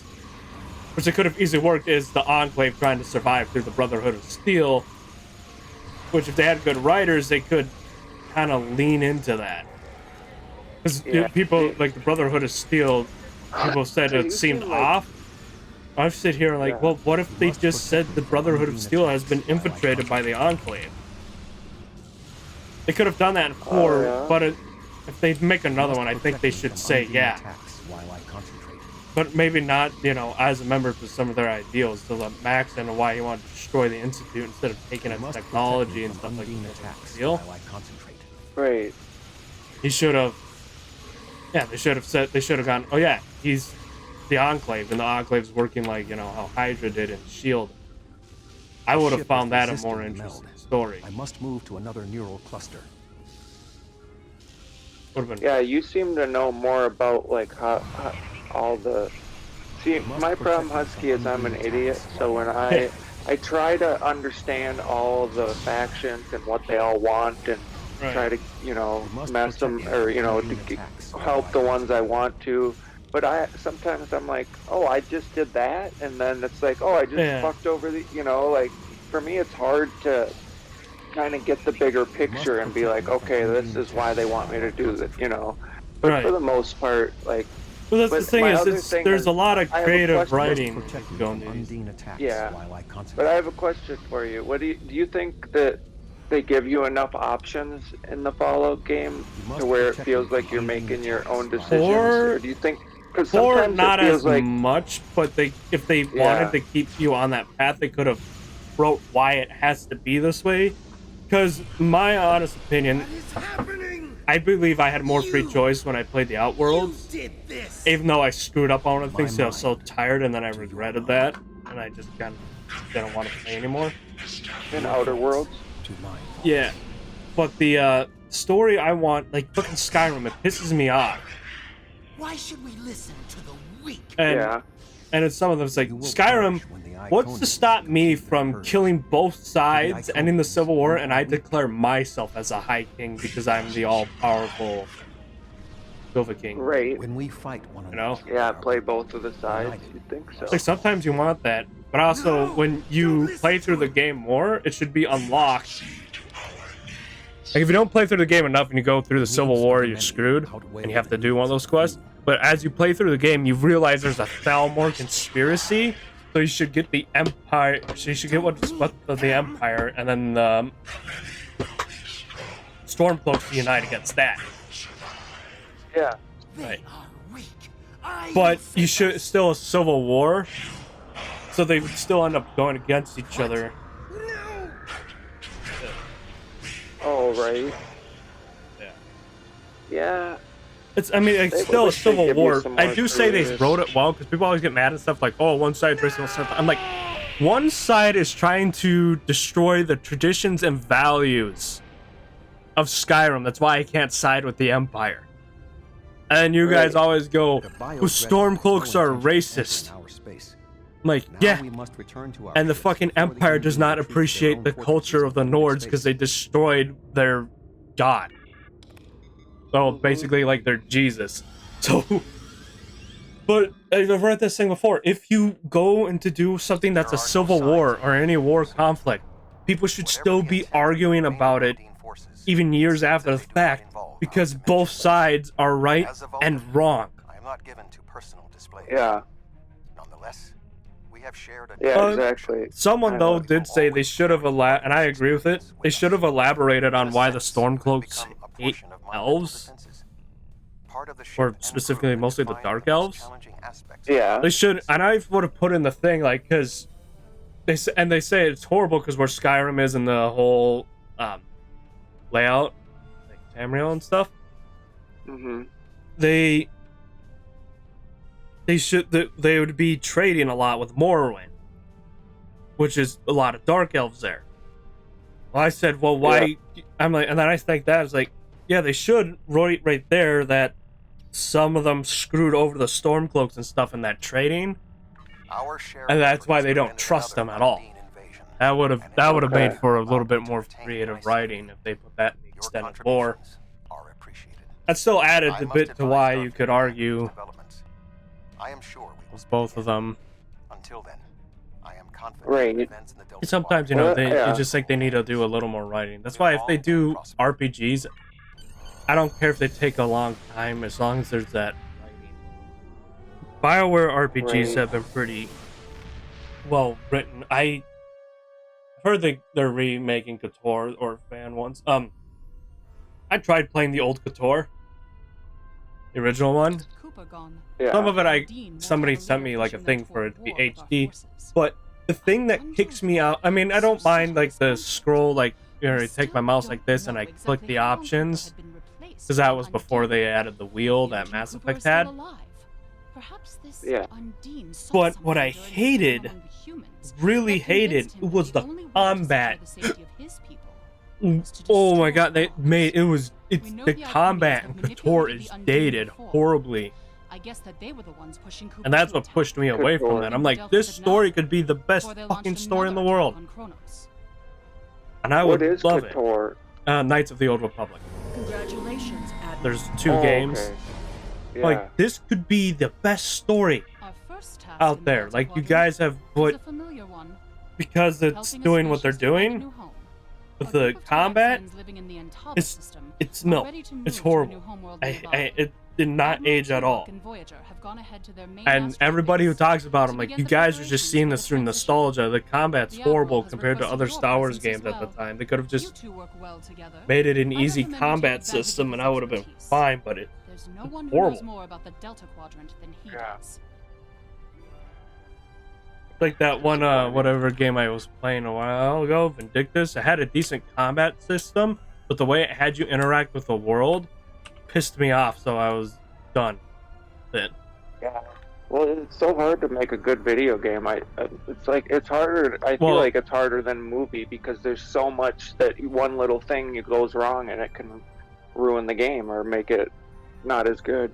Yeah.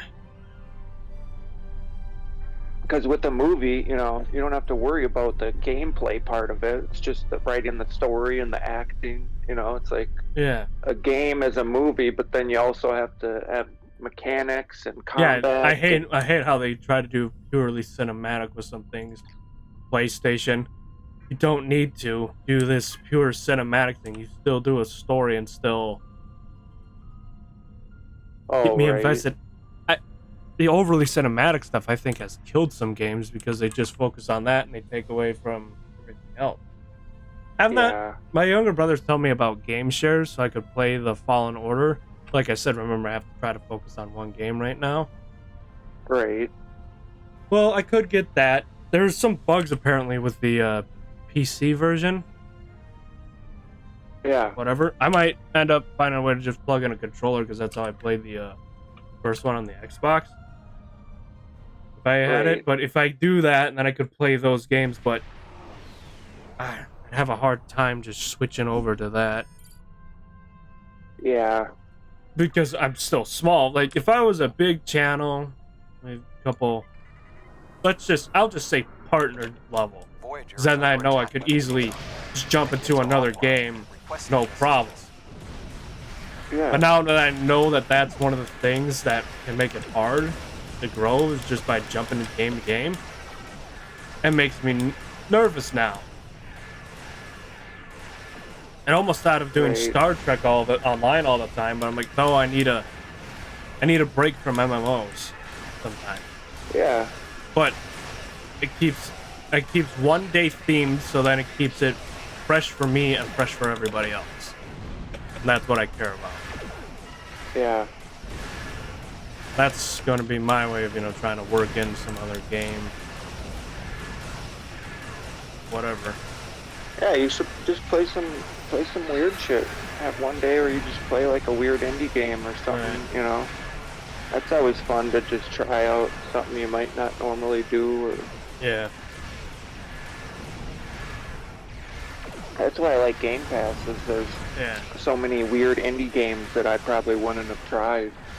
I wish have you played Untitled Goose Game? No. Same people play it. Yeah, you just go around with the goose and fuck shit up. I do wish Steam got into a deal with everyone too. They have the stuff for it, right? They have it so you could pay a subscription thing and then download whatever games. Because then I would actually pay more for that than worrying about buying a new game all the time, right? I would do the Steam thing and I'd go, all right, here I go, download the game, play it, all right. That would just be so much more helpful for me. Yeah. There'd be a lot of people that actually do that for Steam. I know EA has their own thing that was like Game Pass, but it's not as big. They don't have the deals and stuff like Game Pass does. Yeah, I have that's included now with Game Pass because it wasn't doing so well. I wish they got more stuff to be backwards compatible on the Xbox. Some of it was licensing issues. But I wish they just did it so they could do all the things and I could just throw my disc in and there's a couple Xbox games I picked up like, I don't know if this is, and a couple of them weren't backwards compatible. It's like, oh. That's the only reason why I'd stay as Xbox over PlayStation. That's what people try. This was the stupidest thing. I'm like, yeah, I can't play PlayStation 2 games. They're like, yeah, I can't play my Atari either. I'm like, that's not the point. I have all these PlayStation games, and then I have all these Xbox games. But only Xbox allows me to play its old games on its new system. Nintendo, they know their formats changed over the years, and they're working it in more and more. They're adding all these virtual consoles of their previous systems so you can use it on the Switch now. And you can access those for free. Well, not free, but for the price of Nintendo Online, but I still don't have a point of buying Nintendo Online. If they have all the Pokemon games up there, up to the current generation, like all the old Game Boy and DS ones that I missed, the DS ones I missed out on, I would go get Nintendo Online, and then I'd probably turn this into somewhat of a Pokemon channel. Oh, nice. Yeah, I want to only play because I'd have fun Pokemon with the old Stadium ones. so bad. Yeah. I almost bought a 64, but they're fucking expensive. It would be like $200 bucks just everything, for the they're all 64 in one game. All It's those machines are overpriced now. That's like the one game that me and my mom and brother would all play together, and they actually like understood. You know, they could just press a button and do an attack. Right. So I want to just get that game, and it's like impossible to find. And Yeah, because all these systems are I expensive guess now I for could some get reason. an emulator, but And I'm pissed off because there's this pawn shop near where my aunt lives. Yeah. I didn't think it was open when we passed there yesterday, or I think they're both closing, the ones in our area. What pissed me off though, I didn't have a lot of money because I was a kid when I went up there. Right. But there was 64s, and I was planning to get one. They're like maybe $20 or something for the system. Yeah, now I can't fucking get those anymore. And it was only in the past, say, 5 years or so they started jumping up in price. Around 2020 something. Yeah. That's like, what this fucking bullshit? So now I have to hope I get lucky and find one. And Yeah, it's like, aren't they supposed to go down over the years? It's like, yeah, now I they feel go like down now I for have a to get lucky, split and that's second. why I refuse to sell any of the consoles I have. Because if I want them again, I don't want to pay $100 around the same price of what they were brand new for someone that had damaged it. I wish I could have kept all my systems and toy. Like, I always think about that. Like, if we would have just held on to all our toys and games, I wonder how much shit we'd actually have. Like, but you don't think of it at the time, you know? You're like, oh, it's old. I don't need it. No, but I That's never something wanted to else. get rid of my old systems. Do you first. do you have quite a decent collection of systems and stuff? Yeah, I have a decent. Nice. That's also the reason. Yeah. Other reason why, because I'm not fucking selling it. And if I find a way to get my PlayStation to the screen again, I would play I had something and then it broke, I would play some PlayStation games. I'd probably turn Thursdays 100% into a throwback Thursday where I play some of my old PlayStation 2 games or find other retro games to enjoy. Because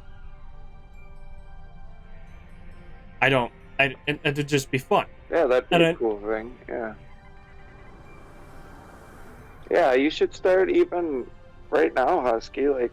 Yeah. Well, I can't really do that because those it's hard to find. Well, maybe those. not that particular day, but I'm saying like, oh, this day, let's try this on this day for a couple weeks and see how it goes. You know, like just try out different themes or different games. I don't know. It's for me. It's like I like playing the weird indie stuff, but at the same time, I know that like the more popular ones will get more people in, I guess. Yeah. But yeah, I like. It's just fun to play the weird, the different stuff. It's like, oh, never seen a game like this or shit like that. I love, I just have all these things to play. Like sometimes I can find them on so good to meet you in person. On Steam, but there are games out there that are locked to that system. May I shake your hand? If memory serves, that's how. And they're never ported. Is that you? And they weren't big enough to get modern ports, because you see that where people port a lot of old games what a wonderful for modern systems, so people can enjoy them again. Friends, we have so much to discuss. Just. Yeah, I know it is disappointing. You look well, Felix. So many games. Some of them just as do you. Die out. Children, being here has changed me for the better. He's an angry video game nerd. He played a lot of games that weren't terrible. But there's a lot of good games. I don't know about his era, but there's a lot of good games you'll go through that are underrated. Twice as large and completely updated. You should see the kitchen. Because I do miss the era of movie games. Now, people are like they're terrible. Yeah, there was a lot of terrible ones in the era, but I grew up with a handful of them that were fun and enjoyable. Yeah, there were a couple good ones. Of course, the Spider-Man. They're still doing it. Place to put I don't see it many for games anymore. Like the Spider-Man.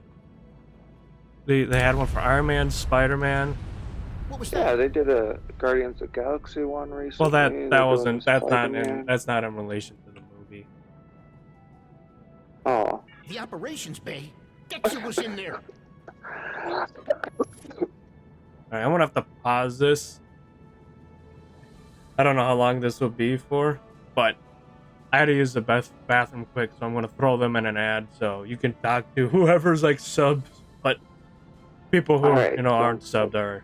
Alright. I'm gonna throw that ad and I'll be right back. And I gotta mute it manually so you don't hear me pissing. Alright.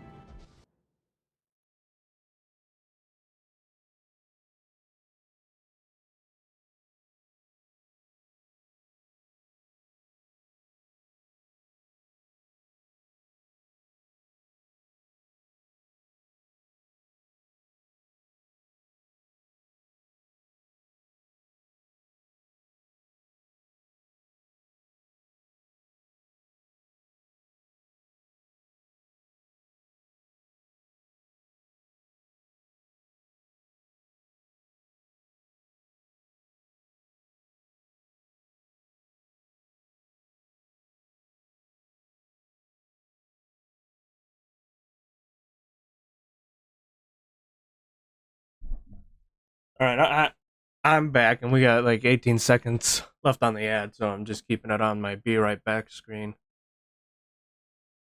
Until then. Alright,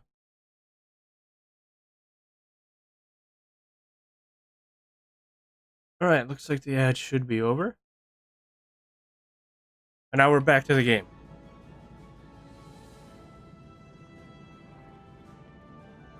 Yeah.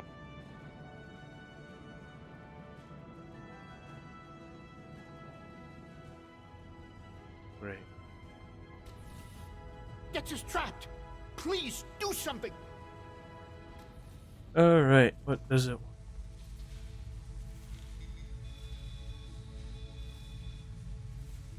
There we go.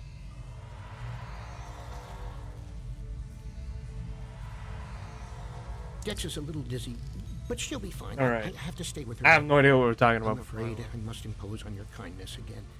Several of our systems were damaged in the attack, and I can't help fix old them just now. video game or movie video games. Several of our systems are malfunctioning. Our communications, environmental controls, engineering, and the controls for the I remember those, ships all have been damaged. Those Chronicle of Riddick games were pretty good.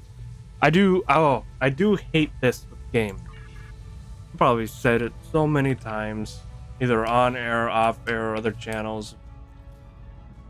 I hate when people pan up a game, and they're like, "This is going to be a great game," and I will go, "All I've seen about this game are trailers, right?"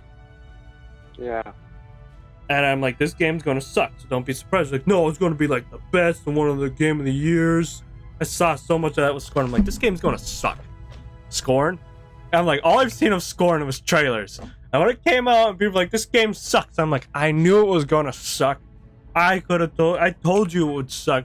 You didn't want to believe me. Great. It sucked. Yeah, like, it sucks. I'm like, yeah, of course it sucked. Because you hire the right people, anyone can make your game look fantastic through a trailer. You don't show me gameplay. You don't show me how you interact with the actual gameplay, because you can fake gameplay too. Did you play the game? No. I never had interest in it. I knew it was going to suck. And I'm like, no, I'm not going to get this game. I'm like, I hated the game before it came out because I knew it was going to be trash. It was a cool idea. Like, there was some... It got pretty dark. Like, there's definitely some horror shit in there. But, like, the combat was a little rough. Right. I chose the wrong a little slow. It was like, I knew they were going to suck. I knew it. Just kind of went around and did big puzzles. Yeah. Knew they were going to suck. It's just... People don't want to hear that a game that looks good is going to suck. Yeah, it's going to suck. It's like a movie where they just show all, where you feel like they show the whole movie in a trailer. It's probably going to be a bad movie. Or sometimes where it looks like they're only showing the end. Right? Yeah. Right. I'll never... Because if I'm making a trailer for a movie, I'm never going to show any... If a character is supposed to die or get near death, I'm not going to show any scenes that lead up to that, any scenes that are around that or after that character in them. Because every time I watch a movie and there's like someone's going to die, I'm like, I didn't show this scene yet. I think they're going to be fine. And then they come back and people are like, whoa, I'm like, yeah, man, if you watch the trailers... I do find it funny, though, when you talk about a trailer and people are like, yeah, it's a spoilers. I'm like, it's not spoilers. It was a trailer. Don't get mad that the trailer had what the trailer showed, because people are going to talk about the trailer over everything else. That's weird. Must mean to interact with something. Okay, I'll put it down. Nope. Like, don't get mad at people for talking about a trailer because they think that's the safest way to talk about something. Oh, that's where. There. Oh, I interact with that. Hey, don't get mad because that's how people, when they talk about a movie, they feel like it's safe to talk about, because everyone should have seen the trailers. If you choose not to watch the trailers, that is on you.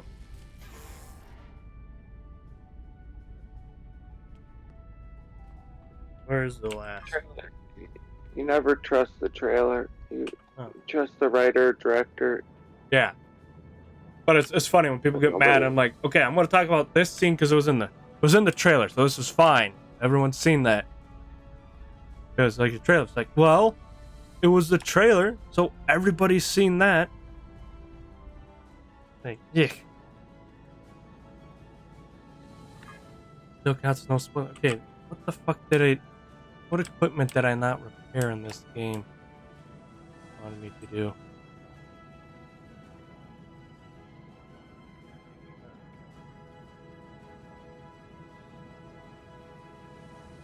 I don't know now. You can't trust the trailer. The trailer is literally Yeah. trying to get you to watch it. Yeah. Showing the best. You can't trust that either. But if what I saw in the trailer, in the movie, or I talk about something in the trailer, you're like, that's a spoiler for the movie, as not a goddamn spoiler. It was in the fucking trailer. You don't watch the trailers because you don't want spoilers for some reason. 100% your fault. I guess that already. Where the fuck does it want me to go now?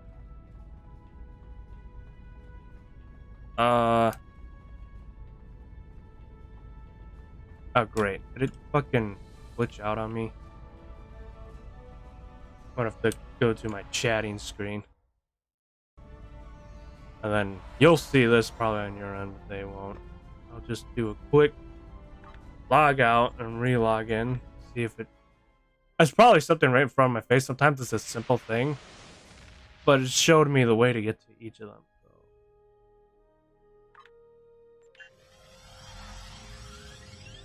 Okay, let's see here.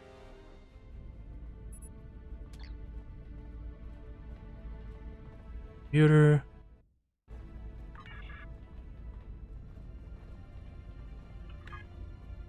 What? Then what does it want me to do? Air damaged equipment. 3 out of 4. Have any of them? Don't want to tell me where to go. We're just gonna guess. I guess. So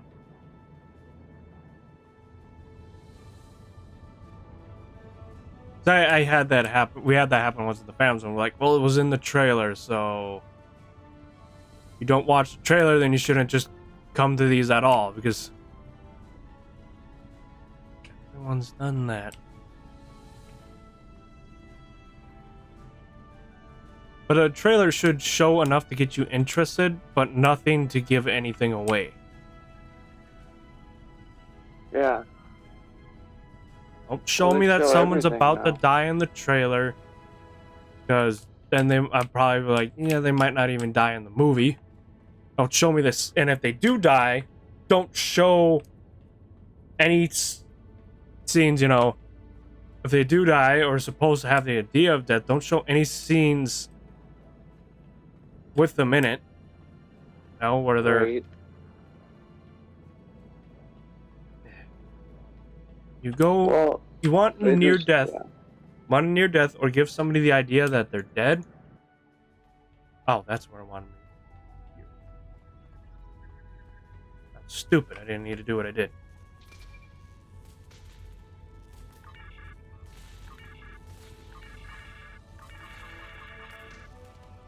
Oh, yeah. I keep losing it because I try to like do this video, figure out where to go in the game. But it's like, yeah, don't show me nothing. But I always hate that. As everyone goes like, they'll be like, "You're dead." I'm like, that's not this. I haven't seen this like scene where they have this big one-liner. I mean, sometimes they put in fake lines, like they did Infinity War, or I really wish it was in the actual fucking movie where they had the TIE fighter come up while they're going to the console in Rogue One. Because I was like, holy shit, what, and then it wasn't there. It's like, come on, you should have added that in the movie and just done something like somebody Ex Machina's their way out, or it makes it, you know, seem hopeless. Thank you so much. Everything I thought that was cool. Now, and no, it's not. Much better. Yeah, sometimes you should. Final lap around the base and speak to a few people before we Yeah. depart. Yeah, now the trailers are like 5 minutes. But like the things that was good is like the Spider-Man movie. We're far enough away from that No Way Home. That was like last year, wasn't it now? For me to say it. The big theory was like, are they getting the other 2 Spider-Man that we know and love in the movie? Right? That was the big theory. And then they were showing things and they CGI'd things out, but one of them slipped. and forgot to take out the fact that one of them got hit.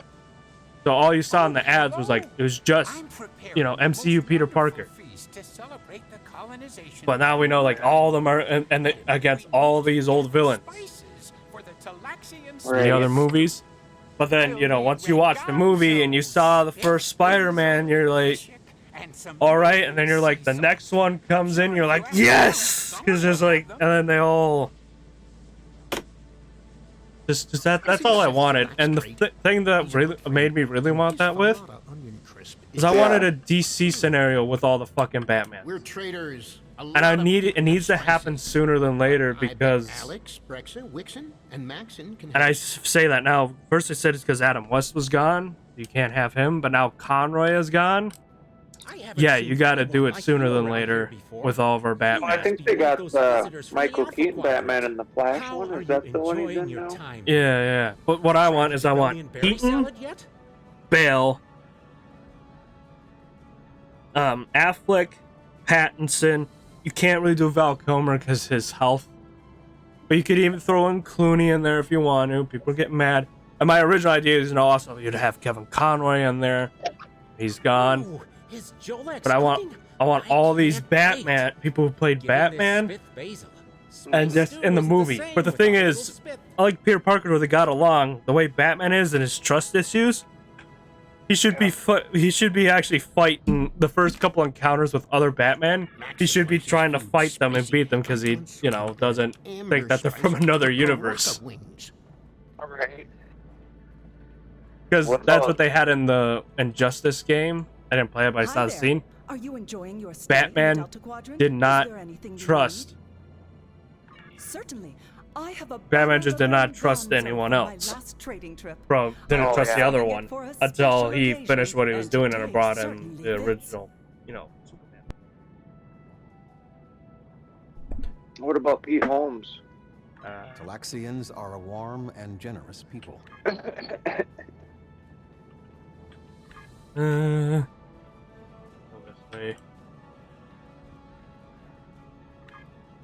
Pete Holmes did all those Batman parodies. Yeah. I like them. I was saying, like, you know, the official ones that they've had under the official name, you know? Yeah, I know, I'm kidding, Husky. But it'd be so fun, because I'm like, we've had all these Batman over the years. Why can't we just have one? I don't have to be canonical or anything. I just want the movie. I want to see all of our favorite Nimian, salt of the earth. Batman. I also want to see them all in the movie because I'm tired of everyone like saying this one's better than that one's better than this one. I don't like. I'm gonna tell you straight up, Kevin Conroy's gone.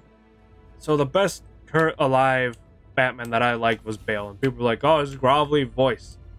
Like his voice was the best in Batman Begins, but I think he kind of lost his voice a bit as the movies went on. Thank you for repairing our shield generators. I never really saw the last one, so I don't know how bad it was. But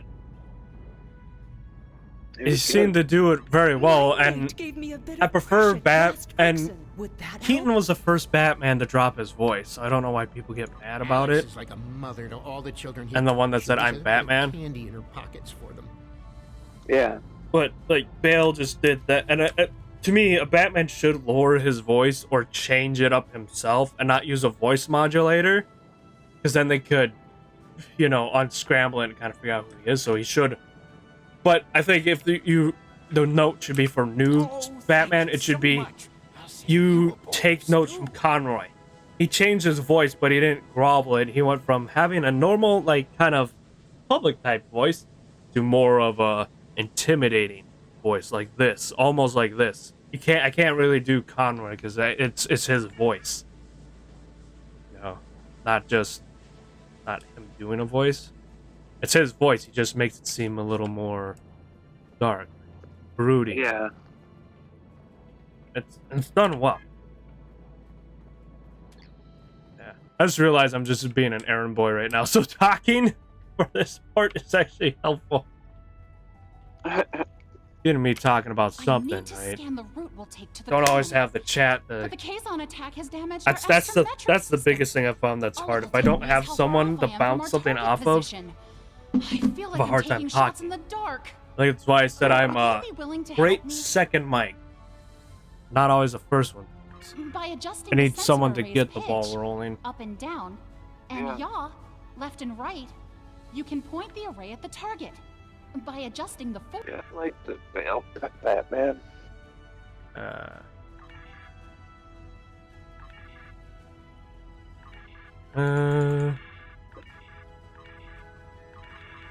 I want to watch the new Batman again. I don't know. I thought there's some good stuff in it. It's Yeah.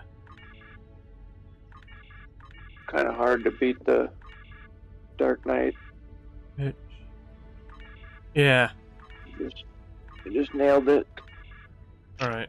And I don't think they've ever really done better than that. Right. But Affleck was okay. Right. I like the There's new some people one a that little, really liked pretty him, much, but I didn't. I didn't care much for Affleck's performance. But people do admire. I know some people have the feel like they do admire that he did work out to get in shape for Batman. I need to return to Voyager. But I think it's because, well, it's like Henry Cavill. He could have probably been a good Batman. Have much to do. They had a shit director, and his name was Zack Snyder. Because Henry Cavill has the exact looks to be Superman. And the knowledge and know-how to be... But he had Zack Snyder as a writer and director, and he suffers for it. Which is sad.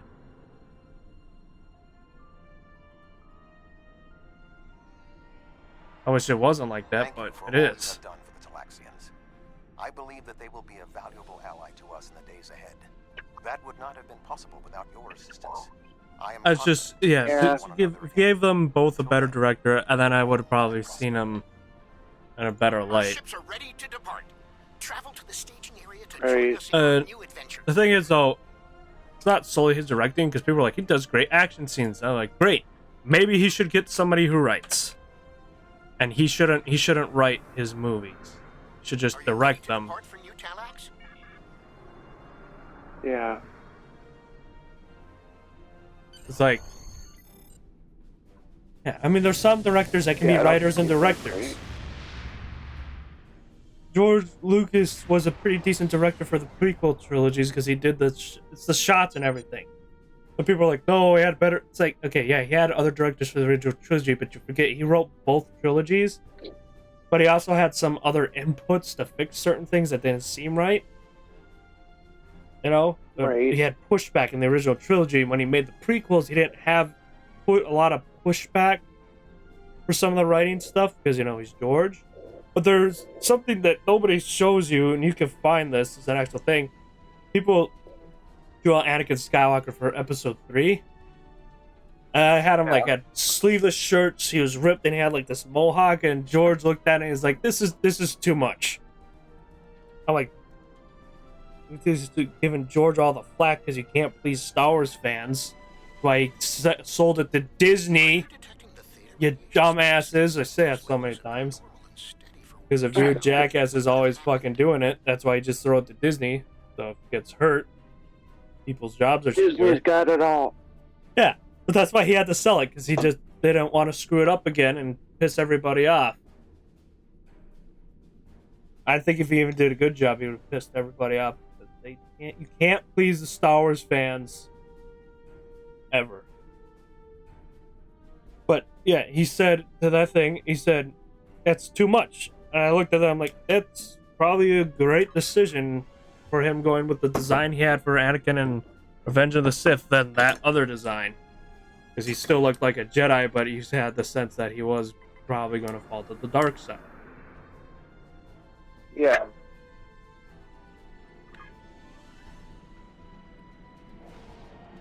Hey. I'm on a... Alright. Theta radiation could mean only one thing. The Malon. Star Trek, though,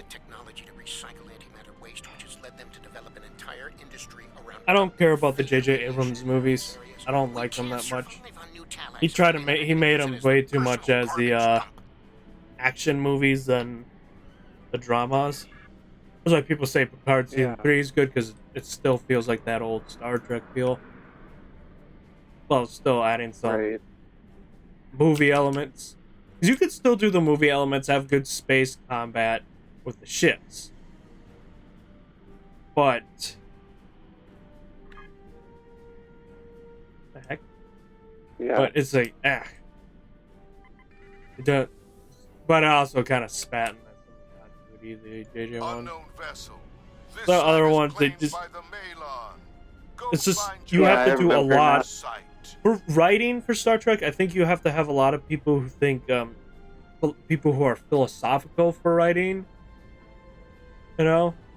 People who have great what-if scenarios, or like, what if, you know, we found this, came in contact with this. Yeah. This. Yeah, you have to just have people that have a lot of creative writing for Star Trek, and then figure out how to write with that in the story. Because in almost every Star Trek thing, you also learn a lesson. Somewhat. Yeah. Yeah. Yeah, I didn't like the new Star Trek or the Abrams ones. They did that trope in the first one where it was like they were trying to make it seem like the captain was gonna die already. Like he's the main character, he's not going anywhere. I hate when they do that. It's like, here's the start of a trilogy, he's almost gonna die. Right. Oh yeah, I'm sure they're gonna kill him off. Or when they do it in a stupid... I hate when they kill him off in a stupid way, like how they did Luke. I would have preferred him to die in a battle, and not on a rock. Like, if he was there and Kylo Ren killed him, I would have been fine with his death. But they're like, nah, he was a forced injection, and also because he did that, he's just gonna die on this rock. Well, that's dumb. Yeah. Like, I would have been fine with Kylo Ren stabbing him in the gut and made it, like, somewhat poetic. That he killed his dad and he killed his uncle the same way. They could have done that. And the final part they could have done, well, sadly Carrie Fisher died, so they couldn't really have done this, if no matter what. The other thing that would have made it poetic is, could he also kill, which I thought was the idea they're going to, was like, would he have been able to kill his mother? Right. That's what I thought. I'm like, I don't think he had the balls to kill his mother. Yeah. And I'll never know that answer. I think maybe. that was like his weakness, but it's also what I believe was the light that he was clinging on to. But they did that, and J.J. Abrams just took another wipe with his ass on a storyline for that. Oh, damn. Fucking episode 9 just is... That's a prime example of doing too much fan service. You can do a little bit, but you just took all the fan service off and wiped your ass.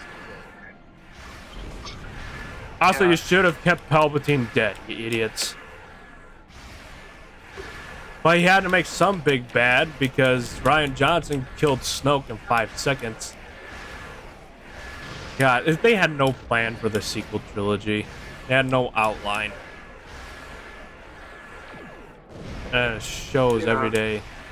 Like, if you want to make a new trilogy, you guys should have planned it out. Then each of the directors could have done something with it. But you didn't. So you just wiped your ass with it. Soda.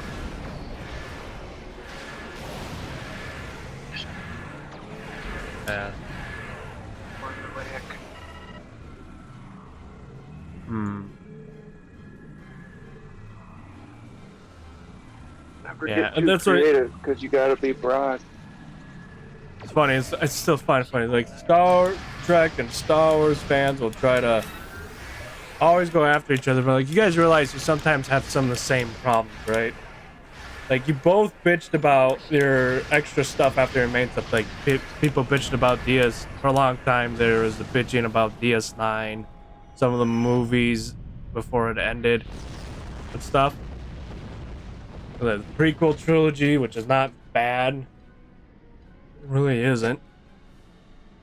Well, everyone just complains about the CGI on that. It's like, well, there wasn't a lot. There's a little bit less CGI than you think. A lot more perspective. Sometimes I think I have a good appreciation of movies and games and stuff because I do like watching their behind the scenes of how they bring it together. And some of the best movies that I've watched and games I played, when I go through those things, these directors, I'm pretty sure I've said this before one time too. I think to you just when you're in the chat, the best ones. They'll always be talking about it with like a passion. You know, they're hoping that it's good, right? They don't know that it's good and everybody's going to enjoy this. No, they're like, I hope everyone does this because we did all this work with it, right? And they tell you like how they broke down the scenes to make it come to life. They broke down the animations in the game. That was the one thing I watched in Dead Space. They created a format they did because they had a hard time animating this one-off scene. They even threw other things in the toilet so it could be done. They wanted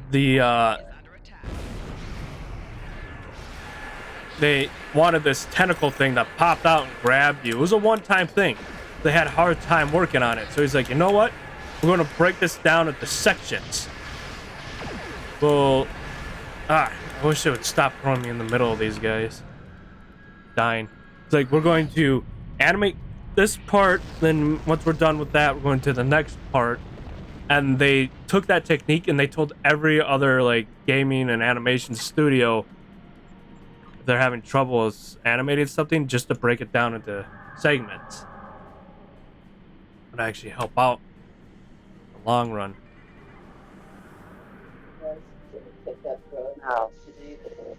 Right. It's tough. Sneak around this way. There's so many movies, man. Some of them are just quick money grabs, or more just a studio project. You know, nobody's really is invested.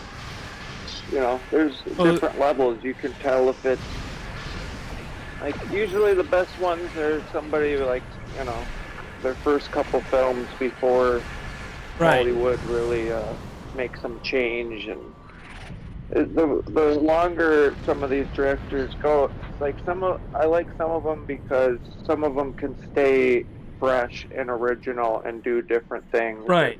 Try different genres and still have a unique voice. But some of them, it's disappointing, but you see them, the first couple are original, unique, and then the more they do stuff for Hollywood, they become more generic and more broad. Like James Cameron, I think he's the best example. Well, yeah, because it makes sense. I mean, you're trying to reach a bigger audience, so you're trying to be broader, and I think it's its own skill, because some of these ones that are very broad, they can still be great films. You know, like movies that everyone can get behind. You know, like, I don't know, this might be a bad example, but like Toy Story, or like just movies where it's like, it's not really super original. It's kind of, you know, a simple idea, but everybody gets behind it. So it's its own skill to try to be broad and still be unique. But a lot of times, like I said, the directors just kind of get away from their original ideas. Right. Do more basic, simpler ideas to appeal to more. Mm-hmm. Shit. But yeah, I love you. You seem like a pretty big film guy. Yeah. Have you ever seen the story of film and Odyssey? No, I'm not a super huge film guy. That would be Zod. He's seen almost. There's a lot of movies he's seen, and I don't know many that he doesn't know. You should watch it though. I think you seem to appreciate movies enough that I think you'd like it, because it has a lot of good information about just film from the inception to current day. Right. And so it covers like the first camera and what it was, and the first person that made a moving picture, and how they did the special effects back in the day, and like it's just such a great, in detailed like view of film, and it shows like, oh, this country did this first, and Italy was the first one to do this type of horror movie, or America, this director was the first to do this kind of shot, or implement this new, and it's just awesome seeing all these techniques. Like, oh, this is where it first started. Like, oh, it was in fucking China. I had no idea. Right. And it just shows all the equipment, the cameras over the years, and like from every aspect. Like movie theaters, they show you how they started and changed over the years, and they show like some unique theaters in Japan where they have like, all it is 2 pieces of wood on each side of the seat, so that you can't see other people, you just see the screen. Right. And it makes it a lot more immersive, and it's like shows stuff like that, like that simple idea makes the movie theater experience like that much better, Right. And just how they enhance movie going and movie making, and I highly recommend it. Learned a lot of good stuff. I should probably watch it again because I fucking forgot half of it, but I've never found a more in-depth thing for movies, where it's just like everything, Yeah, like, just everything from everyone's special effects, not just what they did for the movie. Country, every fucking country you can think of, every And type there's of always genre. innovators, because George Lucas had ILM made that to be the innovator, so they couldn't make what they wanted. Well, that's one of the best episodes in the series, is when they show like the people that are in China and Japan and are getting murdered for making movies, but they're still making them because they think they're important and need to be put out. Like that's where it's like. Well, yeah, because that's the movies risk are in dumb. China, It's like, because sometimes they want to make a movie, but they are being watched by their government. yeah. They can't always do that. It's not just China. Like there are multiple countries that didn't want them making propaganda or getting certain things out, and they would still do it, and some of them would get killed in the process, and it would still. So it's like when people are like, oh, movies are just dumb, it's like, no, they Sometimes they send messages, like, but sometimes sometimes it's not even political when it comes to those countries. Sometimes they're not even political. They don't want a political statement, but because the state demands they have something to praise the state in there, they have to throw it in there.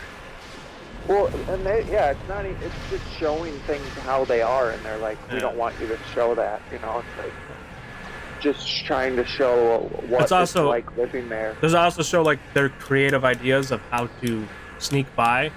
That's something I always admire, because that's not just countries. What do you mean? There were so many like creative things during the I even saw in shows where there's certain sensors, be it stupid ones or regular ones, that people would work around with, so then they could still show their product or get the message, but they don't have to worry about deleting half of it. So being sneaky, to get your I remember I've seen a lot like for some reason you couldn't show guns for a while on kids shows. I mean, some you could, some couldn't. But so like the Batman, the 2005 series, they pretty much had like laser guns, and that's what it was. Oh yeah, I know what you're saying. Like when So it was. Corey showed it once where, like, in G.I. Joe, if the plane exploded, they'd always show a parachuted guy going to land. Yeah, so it looked like they're alive. Yeah. So yeah, stuff like that. Yeah, I know what you mean. How they like sneak it in, or Yeah. yeah. So then I they like could that, still too. It's show like their its message, own but little skill, like how to get it across in this format. yeah, they still have the message, but Yeah, because yeah, there's a lot of good. I think that's I commend that too. Like when a kids movie can be entertaining for the parents and the kids. Like, well, that's what they have to be. Like people always go, it's a kids movie, and that's become. They try to be, but they fail a lot. But when it actually works, it's like, how do you like? That's so hard to get something for kids, and you know, to they all get it. And you know, I guess it's not super hard. You just throw in a couple dirty jokes, maybe, or like something, you know, that. Yeah, but sometimes you don't even need to do the dirty jokes. But that's the thing. It's. So many people will try to use, and it's become a stain on a movie and an excuse for poor writing. They go, it's just a kid's movie. Right, yeah. I recommended you the other day, Avatar The Last Airbender. It is just a kid's show. It is a kid's show. But the writing is done well, so you can still enjoy it coming back to it years later, and it's not some shitty nostalgia trip. Well, yeah, it comes down to being lazy, you know. Yeah. Some people, you know, they're like, oh, it's just a kid's show. It's just nobody's gonna be watching it. Let's just do shitty writing, you know. Yeah. I mean, it's fun. I've honestly think Sesame Street. This was before. I think Sesame Street started falling around 2008. Yeah. I like how you like. Some people really say like, no, I think it's been going downhill since 2008 because that's when they had introduced this one character I found annoying, which is Murray, and that's kind of how I grew out of Sesame Street because I thought it became garbage because I always enjoyed Sesame Street. I'll still enjoy a lot of those old things too, but it's just that character was so damn horrible, and they kept doing all this. And it just didn't feel like Sesame Street anymore. I mean, now people say, they have all this stupid propaganda stuff. I'm like, yeah, but I thought they should have ended it years and years before. I think, if Frank Oz dies, they should end Sesame Street because that was his and Jim Henson's project. Yeah, where they came and never ended. And it should be done forever. after that. It should be done. Forever. Just like The Simpsons, it's just part of us, part of America forever. Mm-hmm. But last time I watched Sesame Street was probably years ago when I was with my caregiving client. We were just watching PBS, and Will Arnett was on there, and he was playing his character, or it wasn't, but I was making a joke that it was the character from Arrested Development because he was doing magic. He's like doing a magician character. Like, sent it to my buddy. I'm like, Will Arnett's really killing it. Right. Doing Sesame Street, man. He's making it big time. But yeah, it's one of those shows that'll just always exist because, like, unless something crazy happens, it'll always exist because it's popular. It's been around. They're good at introducing it to new kids and audiences. Yeah, but I still think the dumbest thing they did. Is it the dumbest thing? Yeah, and I'm gonna break my political rule. The dumbest thing they did, and I keep dying if you weren't paying attention to streaks of this conversation. But I don't know why. For some reason these ships are harder than the first three. This is, and I still say it's stupid. They made Muppets that were black. That's black, like a person would be black. And I sat there and I'm like, don't you have like actual humans they interact with that are black? The Muppets are their own race, their own species. They're not black. They're whatever. They're alien. They're animal. Yeah, they're not a race. The Muppets are their own thing. Like, why did you have to add a human? That's stupid. But it's because kids, man. It's the same shit where like all fucking kids in the 90s. No, but they specifically leaned into them being black because of certain things that were happening in the world. Yeah, but still, it's just like, give the kids a black superhero, give them an Asian superhero. Who gives a shit, you know? Right.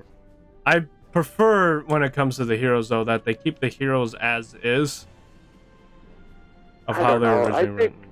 If it works, you can make a creative liberty. You know, don't just go crazy. But if it actually works for the story, and you want to make like a change, like that's I think that's all right, I just have a more of a I have a respect for how the character was originally drawn. Sometimes the way they were written was bad at first because of Hard and Ice is how they basically wrote Mr. Freeze to what we love today.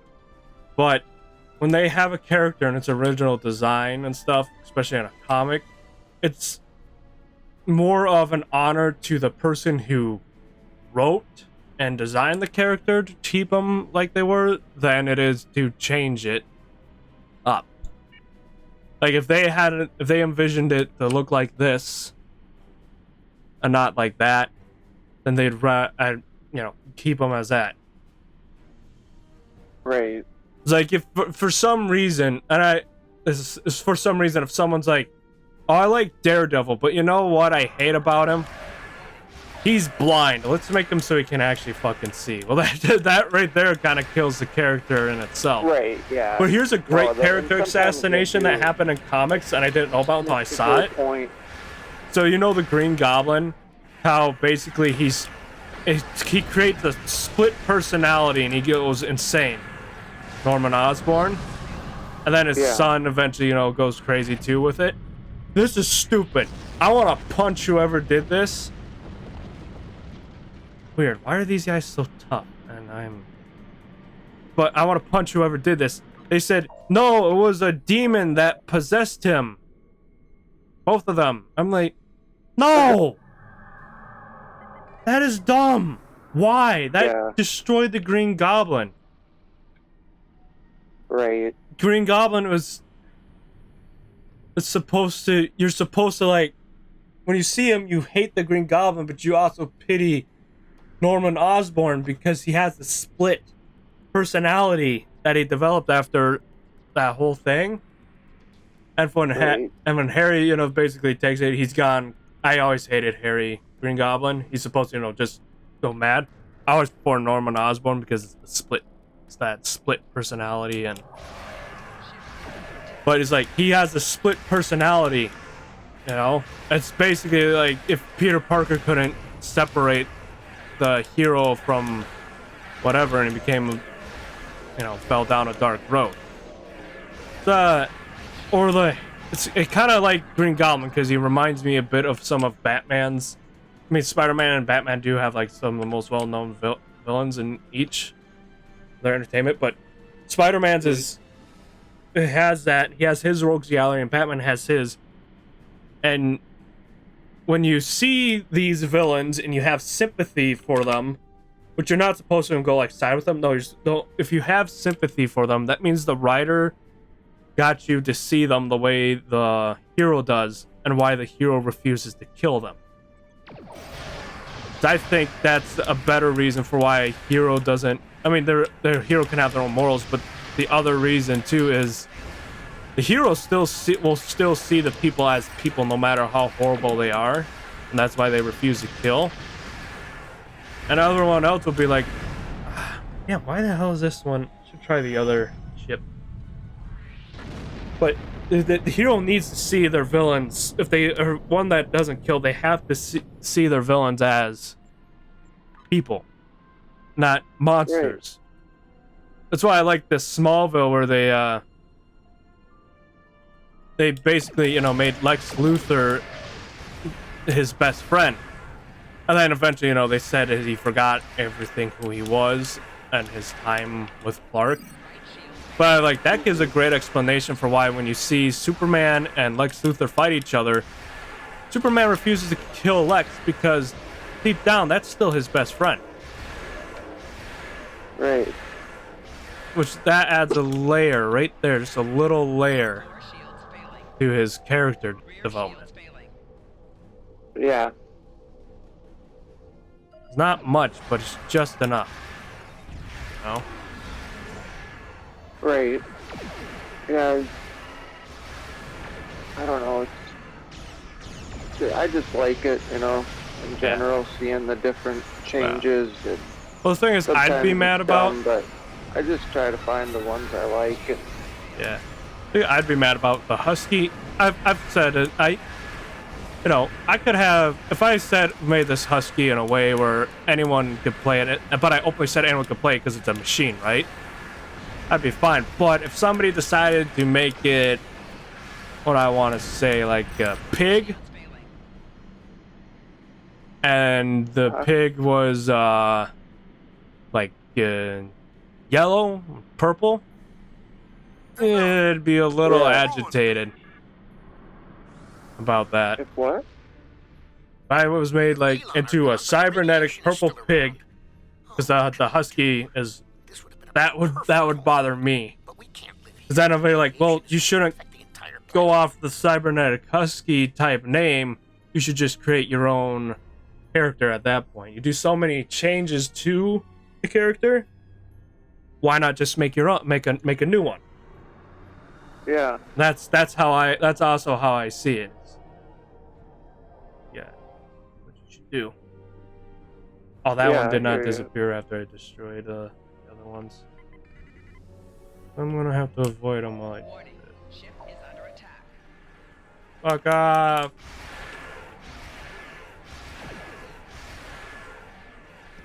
I'm still gonna have to deal with this guy, and this is the one that's actually tough for some people. Are you gonna see the Barbie movie? I have no idea. It's got Ryan Gosling and Margot Robbie. How can you go wrong? I'm kidding, Husky. I mean, yes, I'm curious to how they're going, how it would be. But it's gonna be bad. It's gonna be bad. My theory. What if it's actually surprisingly good? Promotion. I think they're putting all the advertising. They're making. I heard the original concept with Amy fun. Schumer was worse. So. Well, they're trying to make it. They're trying to have the advertising be fun and mysterious, and like it's gonna be this big thing, but it's just gonna be a basic love plot, you know. Oh yeah. I think, it's more marketed as a family type. But the thing is, what I heard is the Amy Schumer. Do you read the original idea for the Amy Schumer one? Because she was supposed to be Barbie. And it's like, I can't see that at all, because I can see Margot Robbie as Barbie, right? She looks like Barbie. I was like, first of all, why did they think of doing Amy Schumer? And two, there was some stupid fucking shit. I don't remember what it was, because I read it like over a year ago when they first announced. And Margot Robbie on the Phantom Zone. Man, as like Margot Robbie's so hot. The Margot Robbie one with the plot and the idea they had.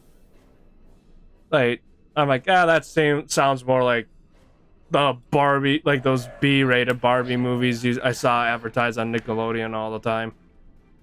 Now that I'm looking at it, it might actually be good because Noah Baumbach is the director. Yeah. And he just did that movie White Noise with Adam Driver. Yeah. It was really good. I mean, it could be one of those movies that surprise everybody.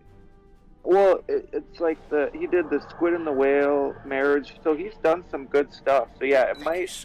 To me, it's like it might have the same theme as like the Lego Movie or the Batman Lego Movie. Right. Like I feel like those were really good kids movies that had a little bit of a different twist to them.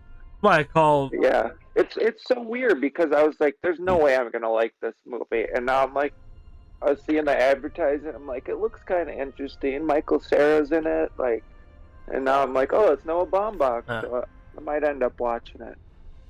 That's what I find. Don't advertise it as kids movies, right? They are. Yeah. They're family movies. Shame of that one. They're family movies because because they're supposed to be enjoyed by the family. But also I say that because the kids movie thing has just gotten so much of a stain with everything. What has? The kids movie name, like I said earlier, has gotten so much of a stain because people use it as an excuse for a horrible movie. Like, oh, it's just a kids movie. You can make a good kids movie. They exist. Did you not see what old Pixar movies were like? I say old because the last Pixar movie that had soul was ironically named that. It's usually just like older people that are closed-minded or that just don't watch movies a lot. Yeah. Like, oh, it's a kids movie. It's automatically dumb. But yeah, there's a lot of Pixar put them on the map again. Yeah. Essentially. Yeah. Well, there's Pixar until recently. Haven't been a lot of good Pixar ones. Old They Disney still have good cartoons. ones. I mean, you're not gonna always have a flawless Well, no, they record, were. but- They were always like pretty decent, even though okay ones were all right. The thing is, it's just like I said, the last one that I said that had soul to it was called Soul, and there was a few bad ones before that too. Ooh, it's like, yeah. I feel like, they needed to stop Toy Story because now they're announcing a fifth one. They needed to stop Toy Story after 3. It gave us the perfect trilogy of those movies. Yeah, they and it never ended it will. at a great. Ended on a good but bittersweet. Had a good but bittersweet ending. Yeah, they never will because it's just like Fast and the Furious. There's some of Profitable these, now. Yeah, if they keep working, they just keep doing it. Sad though, because But I shouldn't I'm have kinda to, out of and touch. Pixar's movies were great when they had originality. It almost makes me think Yeah. though they should have done what they said they were going to do years ago. They were going to create a secondary. It fell through. They were going to create a secondary studio for Pixar, and the main Yeah. Pixar one would be they create new content, the new original content. I mean, some of the original stuff has been bad, like that red one. But then they also have, so then they can focus another studio on the sequel. Right. And one of the things, and this one had charm. I still under Pixar, but it wasn't a movie. There was a little small series, and they were going to have a couple more, but then the actor died who played Carl. It was just of Carl and Doug from Up, and it was just like him and Doug living in a house, and he's just enjoying the rest of his life with Doug. And it was just and I had a lot of charm and magic that you saw from the original Pixar stuff. Yeah, the little Doug series, and now the actor's dead, so I don't know if they're going to do anything with that. Are you talking about Doug that was on Nickelodeon? No, that's no. Oh. I was talking about the dogs. I forget the name of the main series. With Doug from the movie Up, and then Carl. The old man. Yeah, him and the Yeah, Up was really good. I want to start this next mission, but I always have these. That other one took way too long because I couldn't figure out how to kill all those ships. Kept dying. Yeah. It took like 30 minutes. But I want to start this one. But the thing is, some of these missions can last anywhere from 30 minutes to a whole hour.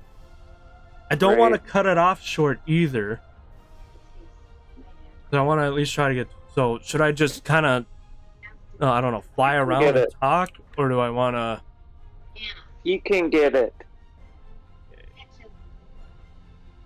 So okay, I'll do this. I'll do this. I'll see where I'm at. I'll do this and I'll see where I'm at. Do the best. Yeah, I gotta get going in a couple 10 minutes here, 15. I gotta go get some stuff for my cat. Oh yeah, but that's when I was also gonna be like shutting it down around 12:30ish. That's usually where I go. About 3 hours. So to do it here, we'll play a little bit, and then we'll see what's going on, and if I have to pause in the middle of a mission like I did last time, I'll do that. Not too bad. I'll be back for it. Go do the quest. Because that one mission, like last week, it was a arc, part of an arc. So they made it it was way longer than it needed to be.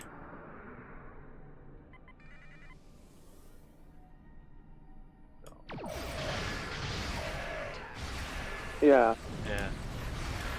Are all these guys doing so? Why is it so tough to beat all these guys? The fuck? I don't know. They're like they got like a slightly distracted. Cause it cleared out all my traits again, and I forgot to take a picture of them. So that sucks. Those actually help you in the long run, surprisingly. Yeah. And I forget which ones I had. Probably did that when I leveled up to 60. Or so, or some other point. I don't know why it resets it. Because it even did that on the console, and I thought they would have fixed that. Those years ago. So I need to take a picture. Did I take a picture of it before? Your ship is armed and operational, and you have demonstrated your ability to assist in an ongoing operation. You will either join our squadron as a deputized protectorate officer, or clear the area immediately. You are now my deputy. We are here to apprehend a suspect wanted in multiple systems for no, crimes I just took a picture of something else on the way out. Coercion, destruction of private property, and murder. When you arrive, seen with one of this criminal's lieutenants. We've tracked the suspect in what? system. Nobody. That Bob Odenkirk movie. Appreciate. No, I haven't seen it. Pretty good action movie if you like the John Wick ones. Looks like our fight got them to notice us. Similar style. I think it's one of the producers of that. Right. But it's Bob Odenkirk going full on badass. It's funny. Because I'm so used to him like in Mr. Show and other comedy stuff. This one. That one. Opposing presence. I always had that one. Res. I think maybe I had that one. Remember? They're all pretty good ones, and sometimes I had them. Oh.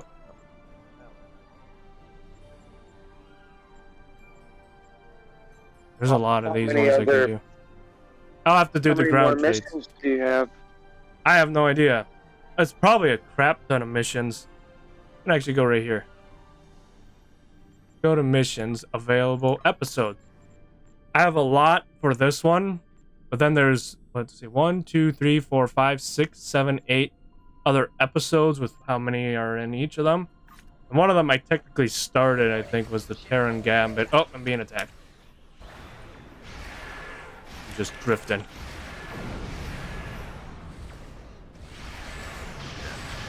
Go after these guys. Hit them. So, yeah, a bunch, I would say. Oh no, I could probably get through all. I could probably get through the rest. If I condensed this and only did this, I could probably make it the rest of my streams. Yeah. But again, I prefer having a break on some things. Sometimes I can get frustrated with the game. I need a break from it. Oh yeah. I hear you. Come on.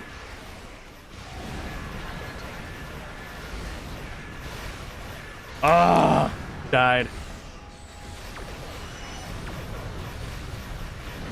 Right now, because sometimes you get at the growth skill curve in the game.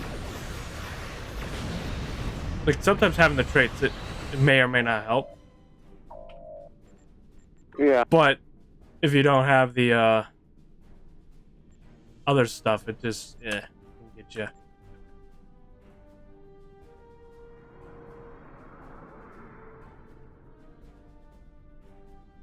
Sometimes there's things I mean to do when I'm off stream, but I get so busy off stream I don't always do it. Come on, guys.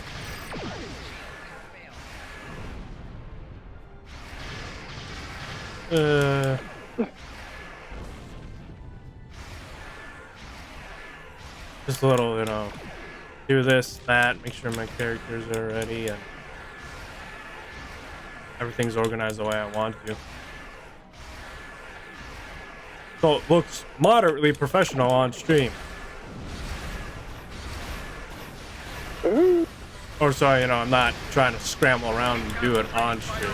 That's the main reason why. Because I don't always like scrambling around on stream. I just want to play the game.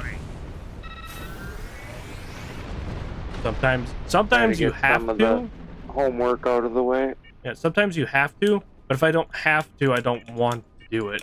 You know? Right. Yeah. Like when you get a new ship, you obviously have to make sure everything's all suited up for it. But, or like when you have to upgrades and stuff. Right. Yeah. Basic little upgrades. I don't do as many chores as I used to. I used to try to do all the little stuff. I'm like, as long as I got some decent upgrades, I'm usually fine. Right. Unless they're like something really unique or weird that I want to get. Right. Good assholes. I like the upgrades where it gives you like a different power or ability. Like I don't like the ones where it's like, hey, you shoot 3% better. It's like, oh, fun. That's like, dumb. Yeah. That's what I'm saying, man. It's so hard. I don't mind the ones where it's like video game. Increases a critical hit chance. That one's actually you know different. Yeah, that one's a little more useful than oh, you 3% better. Nah, the critical hit, because that's usually best in RPGs where you know. Yeah, and some of those critical hits are fun to watch too. Shoot, you know, different animations for the damage or whatever. Right. But yeah, I really like Control. The people that made Alan Wake. Right. Didn't Cosmo like fucking hate Alan Wake when he played that shit? I think so. Yeah. I really. It's a little repetitive, but it was their first game. They got. I remember Cosmo getting annoyed. He's like, "This game's dumb." Yeah, I can see that, but I thought it's because a lot of it is shadow people, and you have to shine your flashlight all on them. So it's a lot of just like going through the woods, shining your flashlight on these people, going to the next spot. But yeah, again, it was their first game, but Control is like one of the more recent ones, and it was really, really great with like the abilities and upgrades. Like you're an FBI, or not FBI, but it's like the FBI equivalent for like a paranormal, like a RIPD type thing. Like, right.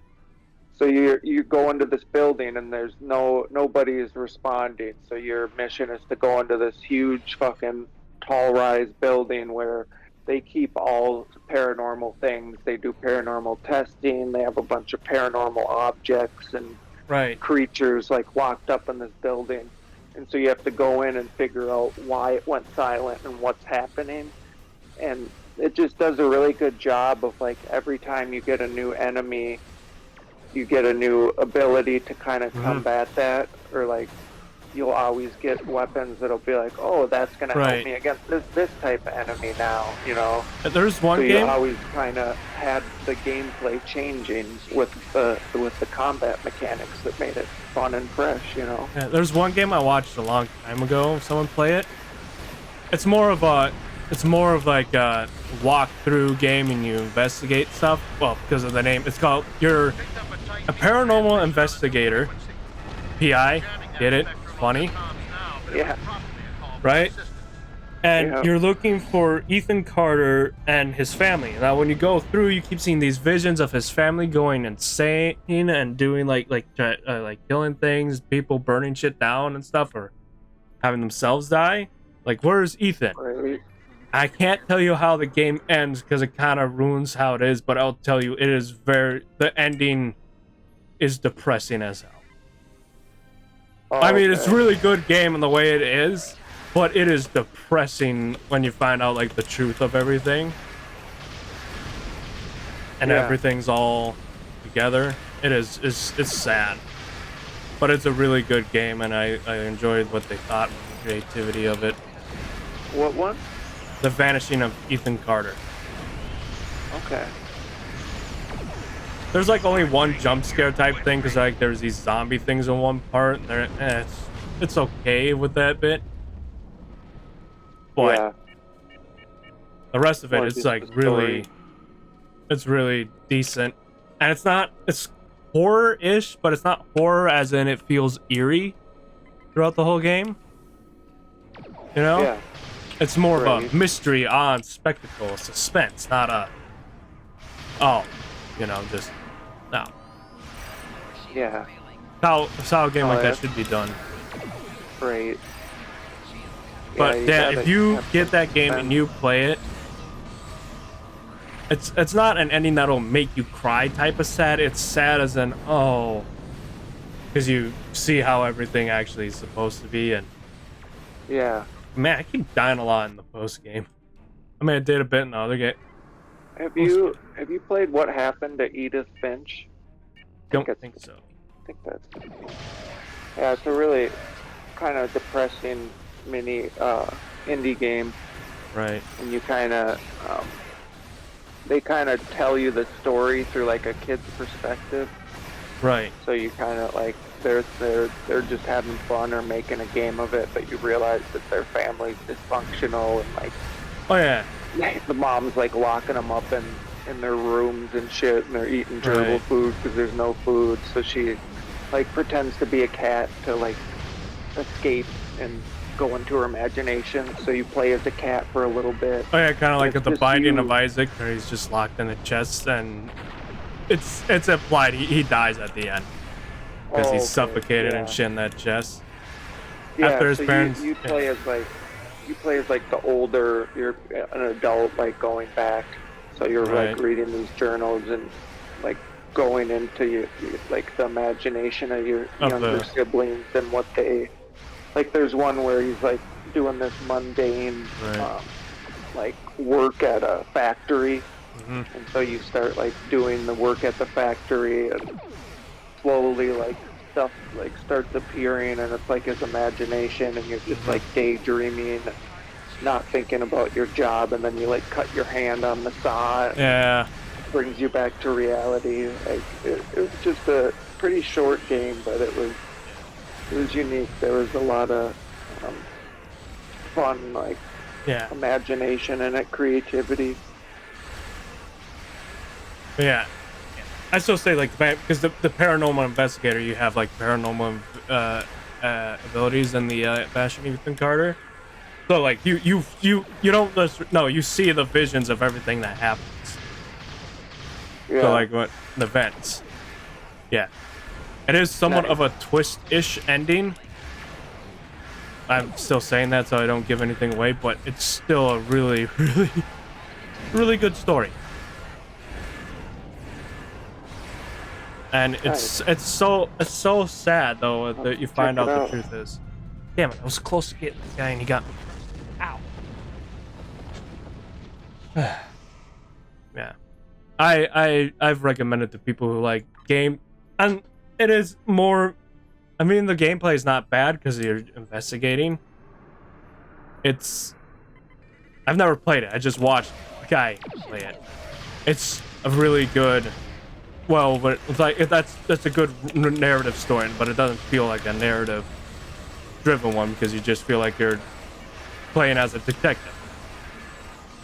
You're looking around, looking for clues, putting pieces of the puzzle together. That's how I see it. It's nothing. Excellent work. We'll send over a Is it on Xbox? I don't know. I remember it being on Steam, so. Thank you for your assistance, and welcome to this sector. We recommend that you get underway and head for secure space. Check it out. There's been a lot of turbulent activity I don't know what marks I and want. multiple reports of danger to travelers.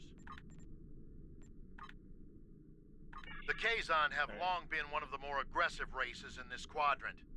We've been cleaning up several Kazon raiding actions. They've been especially active, taking advantage of the recent chaos. I'm hoping this is it. We've also Off, received and then I think information from Tori some looks of like our the only one informants live, about so we'll ships read that it. can We'll read eliminate board vessels easily. But it is Oh, hard sorry, to my separate Bluetooth died. That's We have the suspect in right, depart system. Okay, that was a short one. I love it. This is a little tough a bit, but it was a short one. Yeah. All right. Not bad. Now I can kind of close it off a bit right here. I'll get the Well, sometimes thanks for it doesn't. having me on, bud. Yeah, no. Thanks for joining. I'm going to try to keep it open on my Star Trek days, just for people who have the permissions. Obviously, can just join in. Makes it seem like makes it seem like I'm having a conversation. I mean, I almost thought more role play.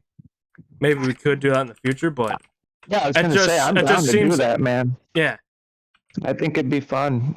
Yeah, that's why I was showing it, but still having discussion because it feels like you're on my bridge and not just being a jack. Great.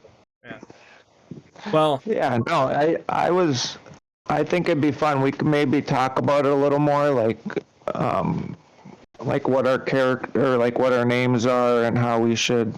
Right. But it'll be an improv kind of fun thing. Just try it out, see how it goes. Yep. Can only you can plan it a little bit, but.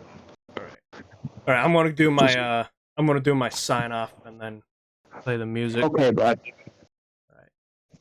All right, everybody. Oh, that spelled wrong.